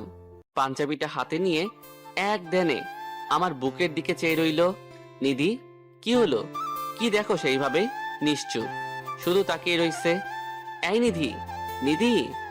নিধি আস্তে আস্তে আমার লোমওয়ালা বুকে চুমু খেলো, তারপর হাত বুলিয়ে দিতে লাগলো। ইমরান, তোর বুকের তিলটা কেন জানি আমাকে তোর দিকে টানে, মন চায় একটা কামড় দিতে। এই না না, এমন করিস না। তারপর আমাকে পাঞ্জাবি পরিয়ে দিল। নিধি নীল শাড়ি আর আমি হলুদ পাঞ্জাবি পরছি। ঘুরতে বের হলাম। একটা রিক্সা নিলাম, দুজনে উঠে বসলাম। চলে গেলাম পার্কে। সেখানে গিয়ে আমি আর নিধি দুজনে বসে রইলাম। যখন আমি কিছু বলতে যাব তখন একটা ছেলে এসে বলতেছে, ভাইয়া, এনার সাথে কিছু কথা আছে। কেন? একটু দরকার, আপনি যদি একটু দূরে যেতেন। না, যা বলার ওর সামনেই বলো। আমি তোমাকে ভালোবাসি। আমি দেখলাম নিধি হাত মুষ্টিবদ্ধ করতেছে, তাই দেরি না করে ইশারায় বললাম ছেলেটিকে কিছু না বলার। ভাই, তুমি কাকে কি বলতেছো? জানো ও আমার কি হয়? আপনি ওর ভাই হন? এই কথা শোনার পর মাথায় রক্ত উঠে গেল। চেয়ে দেখি নিধি আমার চেয়ে বেশি রেগে আছে। তাই পরিস্থিতি স্বাভাবিক রাখার জন্য বললাম, জানো ওর সাথে আমার বিবাহ ঠিক হয়েছে। না তো, আমি তো জানি না। তোমার জানা উচিত ছিল। আমি না থাকলে তুমি আজ সুস্থভাবে বাড়ি যেতে পারতে না। ভাইয়া, আসলে আমি জানি না, জানলে কখনোই প্রপোজ করতাম না। আচ্ছা যাও, পরবর্তীতে যাতে না দেখি। ছেলেটি চলে গেছে। চেয়ে দেখি নিধি এখনো রেগে আছে। তাই আমি নিধির কোলে মাথা রাখলাম আর সে মাথা বিলি কেটে দিতে লাগলো। এভাবে সারাদিন ঘোরাঘুরি করে চলে আসলাম বাড়িতে। নিধি চাকরিতে জয়েন করছে, এখন আমাকে বেশি সময় দেয় না। এখন আর আমাকে রাতে জড়িয়ে ধরে ঘুমায় না। আস্তে আস্তে সে দূরে সরে যাচ্ছে। তাকে কোথাও ঘুরতে যেতে বললে সে বলে বিজি থাকে, আর তার অবসর সময় বললে বলে তার এখন রেস্টের প্রয়োজন। তবে আমি টের পাচ্ছি সে আমার থেকে দূরে সরে যাচ্ছে আস্তে আস্তে। একদিন সকালে, নিধি চল আজকে ঘুরতে যাই। তুই কি মনে করিস আমি নিচে খেলে দিন পার করি যে তোর সাথে ঘুরতে হবে? ইমরান শোন, আগে আমি ছোট ছিলাম তাই এমন করতাম, এখন যথেষ্ট বুঝি, তাই আগের কথা নিয়ে আমাকে বিরক্ত করবি না। কি? আমি বিরক্ত করি তোকে? আমার কি আর ভালোবাসা তোর কাছে বিরক্ত লাগে? বিরক্ত লাগে। তোর ফ্যামিলির প্রতি কোনো দায়িত্ব নাই, আর শুধু ভালোবাসা দিয়ে পরিবার চলে না। এই বলেই নিধি হন হন করে চলে গেল। একবার পিছনে ফিরে তাকালো না। তাকালে দেখতে পেত একজন তাকিয়ে আছে তার চাতক পাখির মতো চলে যাওয়ার দিকে। নিধি চলে গেছে, আমি বাড়িতে বসে আছি। সকালবেলার কথা আমি যেন এটা মেনে নিতে পারছি না। আমার বিশ্বাসই হচ্ছে না যে নিধি কথাগুলো বলল। তখনই মোবাইলে একটা টুং করে মেসেজ আসলো। মেসেজটা পড়ে যেন আমার কথা বলা বন্ধ হয়ে গেছে। এই যে অতি খুশির কারণে, কারণ আমার চাকরিটা হয়ে গেছে। তখনই ফোনটা বেজে উঠল। আসসালামু আলাইকুম। ওয়ালাইকুম আসসালাম। আপনি কি ইমরান বলছেন? জি, আমি ইমরান। আপনি আমাদের কোম্পানিতে সিলেক্ট হয়েছেন। কালকে কিছু দরকারি কাগজ নিয়ে আসবেন, তা মেসেজে জানানো হয়েছে। এই বলেই ফোনটা কেটে দিল। আচ্ছা, আমি যদি এই কথা যে নিধিকে বলি তাহলে সে অনেক খুশি হবে, আর দেরি করলে চলবে না। তাই রেডি হয়ে চলে গেলাম নিধির স্কুলের উদ্দেশ্যে। আর কি কি করব তা ভাবতেছি, তবে এমন কিছু দেখব আশা করি নাই। স্কুলে যাওয়ার আগে একটা বাজার দিয়ে যেতে হয়। সেখানে দেখলাম নিধি একটা ছেলের সাথে যাইতেছে। এটা দেখে আমার মাথা ঠিক নাই, কারণ ছেলেটাকে আমি কখনো আর দেখি নাই, আর নিধির আত্মীয় না। তার মানে নিধির এই ছেলের সাথে কিছু চলছে। এই জন্যই নিধি আমাকে ইগনোর করে। আমি তাদের পিছু নিলাম, দেখি ওরা কি করে। কিছুক্ষণ পর তারা রেস্টুরেন্টে ঢুকলো আর কফি অর্ডার করলো।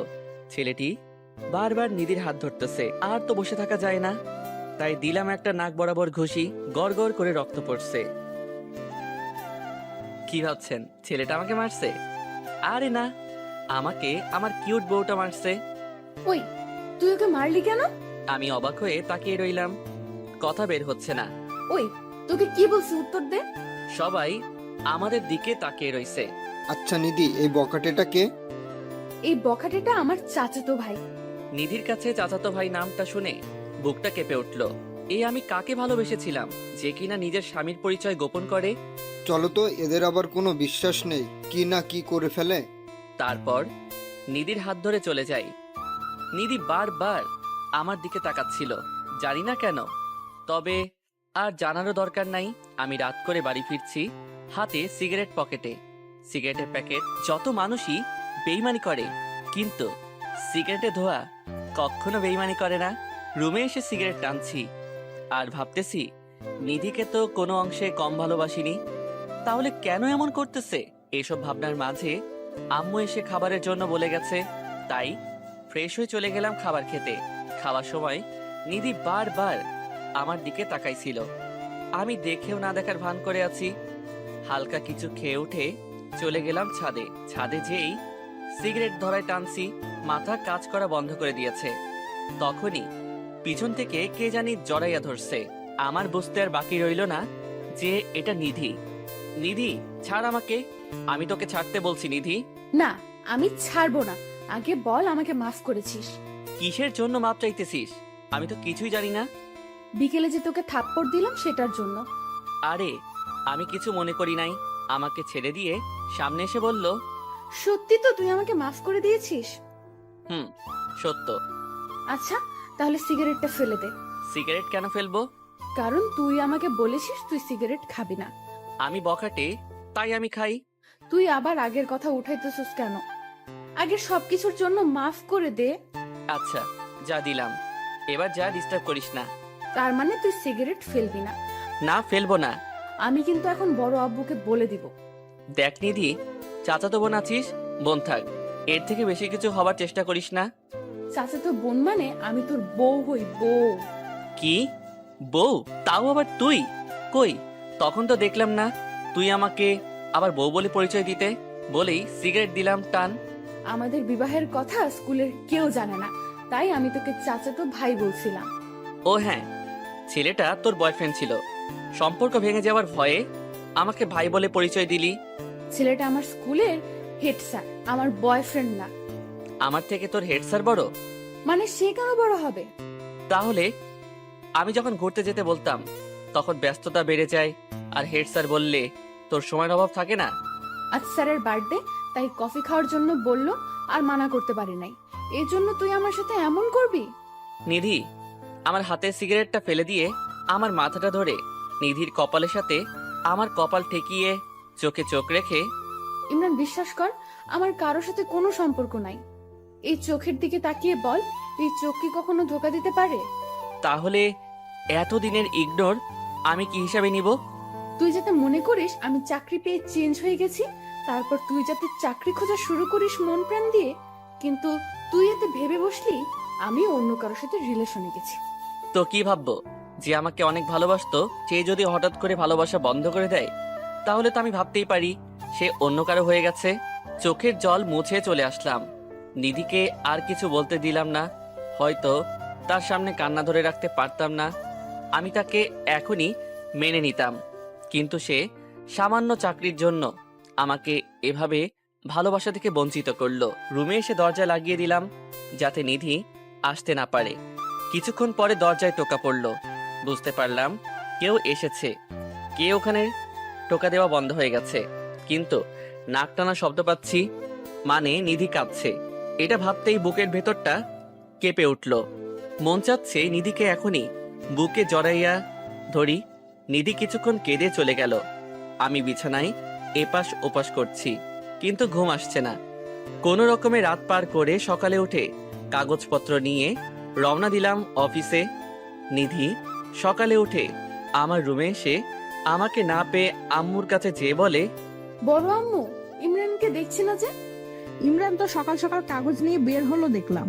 ও, আমি বড় আম্মুর কাছ থেকে এসে ভাবতেছি ইমরান চাকরির জন্য সকাল সকাল বের হয়ে গেল। রাতে ইমরানকে চাকরির কথাটা না বললে ইমরান এমন করতো না। নিধি জানে না আমি যে চাকরি পাইছি, তাই সে ভাবতেছে আমি চাকরির জন্য বের হয়েছি। নিধি স্কুলে যায়নি, মন খারাপ করে শুয়ে আছে রুমে দরজা লাগিয়ে না খেয়ে। নিধির আম্মু খাওয়ার জন্য ডাকছে, কিন্তু নিধি খেতে চায় না। আমার আজকে প্রথম দিন, তাই বেশি কাজ নাই। সবার সাথে পরিচয় হলাম আর নিজের কাজ বুঝে নিলাম। অফিস থেকে আসতে আসতে মাগরিবের আজান দিয়েছে।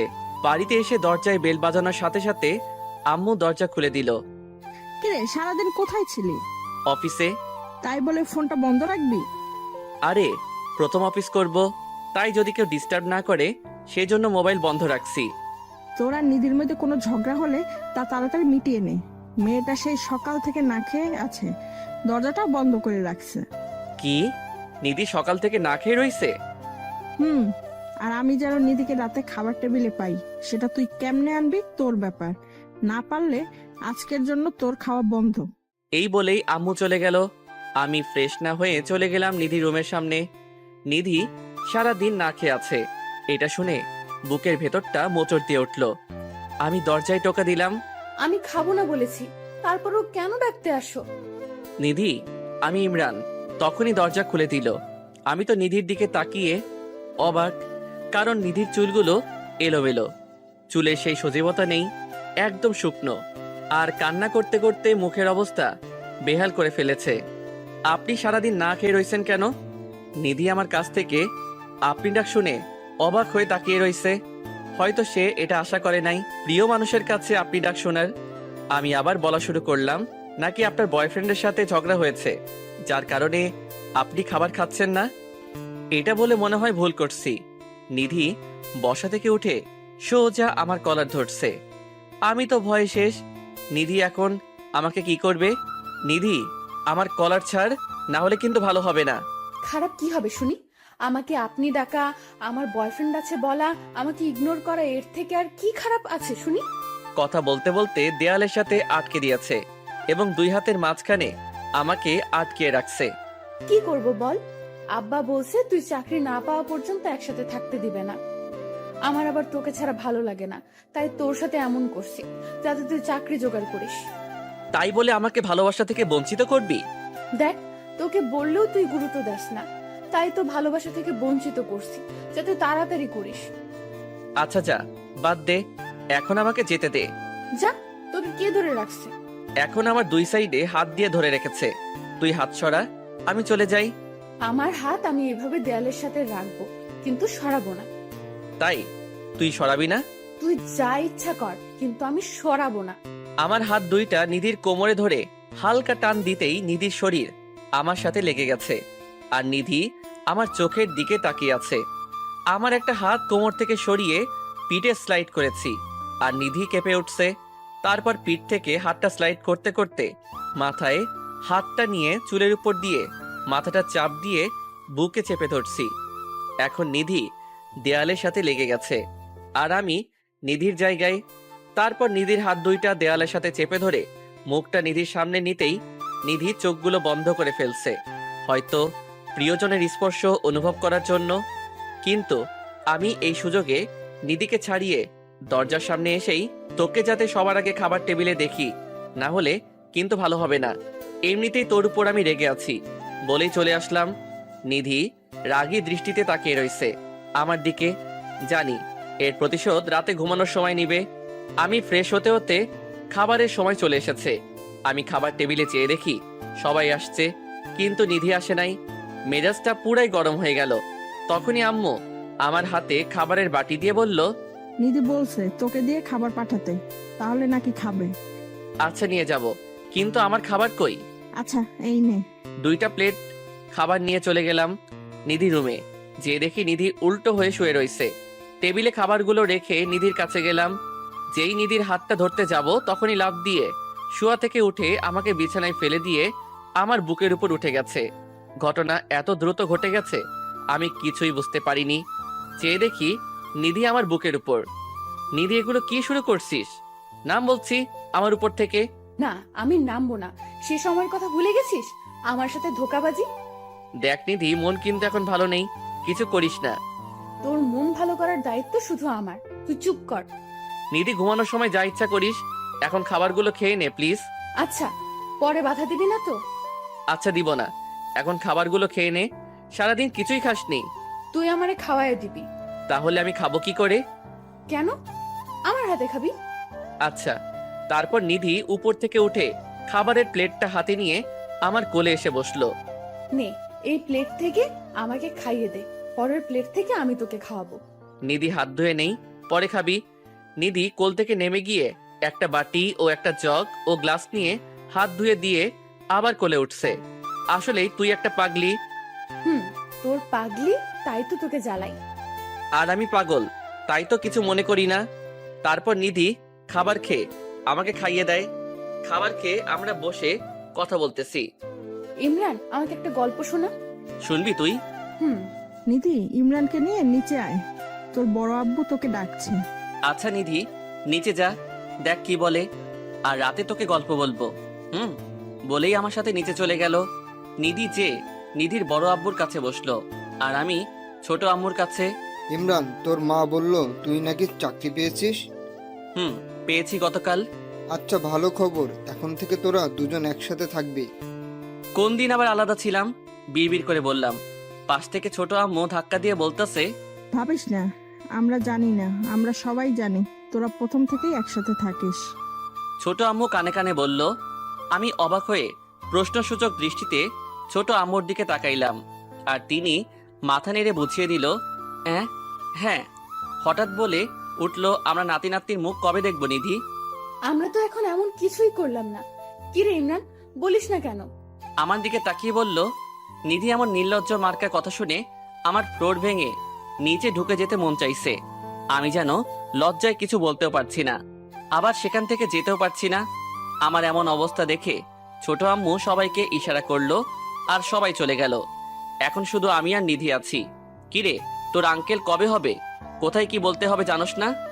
আরে ধুর, আপন মানুষের কাছে বলতে লজ্জা কিসে? আগে বল, তুই চাকরি পেয়েছিস, কিন্তু আমাকে বলিসনি কেন? বলার সময় পাইলাম কই? আজকে রাতে খবর আছে তোর। আমি আর কিছু না বলে নিধিকে কোলে করে ছাদে যাওয়ার জন্য সিঁড়ি বেয়ে উঠতে লাগলাম, আর নিধি প্রশ্নসূচক দৃষ্টিতে তাকাইয়া রইছে, কিছু বলছে না। অনেকখানি অবাক হইছে। ছাদে যে নামিয়ে দিলাম, আর দুজনেই বসে রইলাম। নিধি, তুই না গল্প শুনবি? শুনবো তো, বল। একটা ছেলে একটা পরিবারে জন্মগ্রহণ করেছে। তার খেলার সাথী হিসেবে তার 3 বছরের ছোট চাচাতো বোন একমাত্র সঙ্গী। দুজন একসাথে বেড়ে উঠেছে, কিন্তু ছেলেটা প্রাপ্তবয়স্ক হওয়ার পর থেকে মেয়েটিকে ভালোবাসতে শুরু করে, কিন্তু কখনো বলে নাই। একদিন মেয়েটা বলে সে ছেলেটাকে ভালোবাসে। সেদিন ছেলেটাও এত খুশি হয়েছিল যে বলার বাহিরে। গল্পটা কেমন হয়েছে নিধি? তুই তো আমার আর তোর কাহিনী বলতেছিস, তবে আমি জানি না তুই আমাকে এত আগে থেকে ভালোবাসতি। এটা আমাদের কাহিনী, কিন্তু গল্প না, সত্যি। আমাকে সারা জীবন ভালোবাসতে হবে কিন্তু। হুম। আচ্ছা ইমরান, তোকে যখন এটা ওটার ভয় দেখিয়ে কাজ করাতাম, তখন কিছু বলতিস না কেন? কারণ তোকে এই জন্যই ভালোবাসতাম। তোর ব্ল্যাক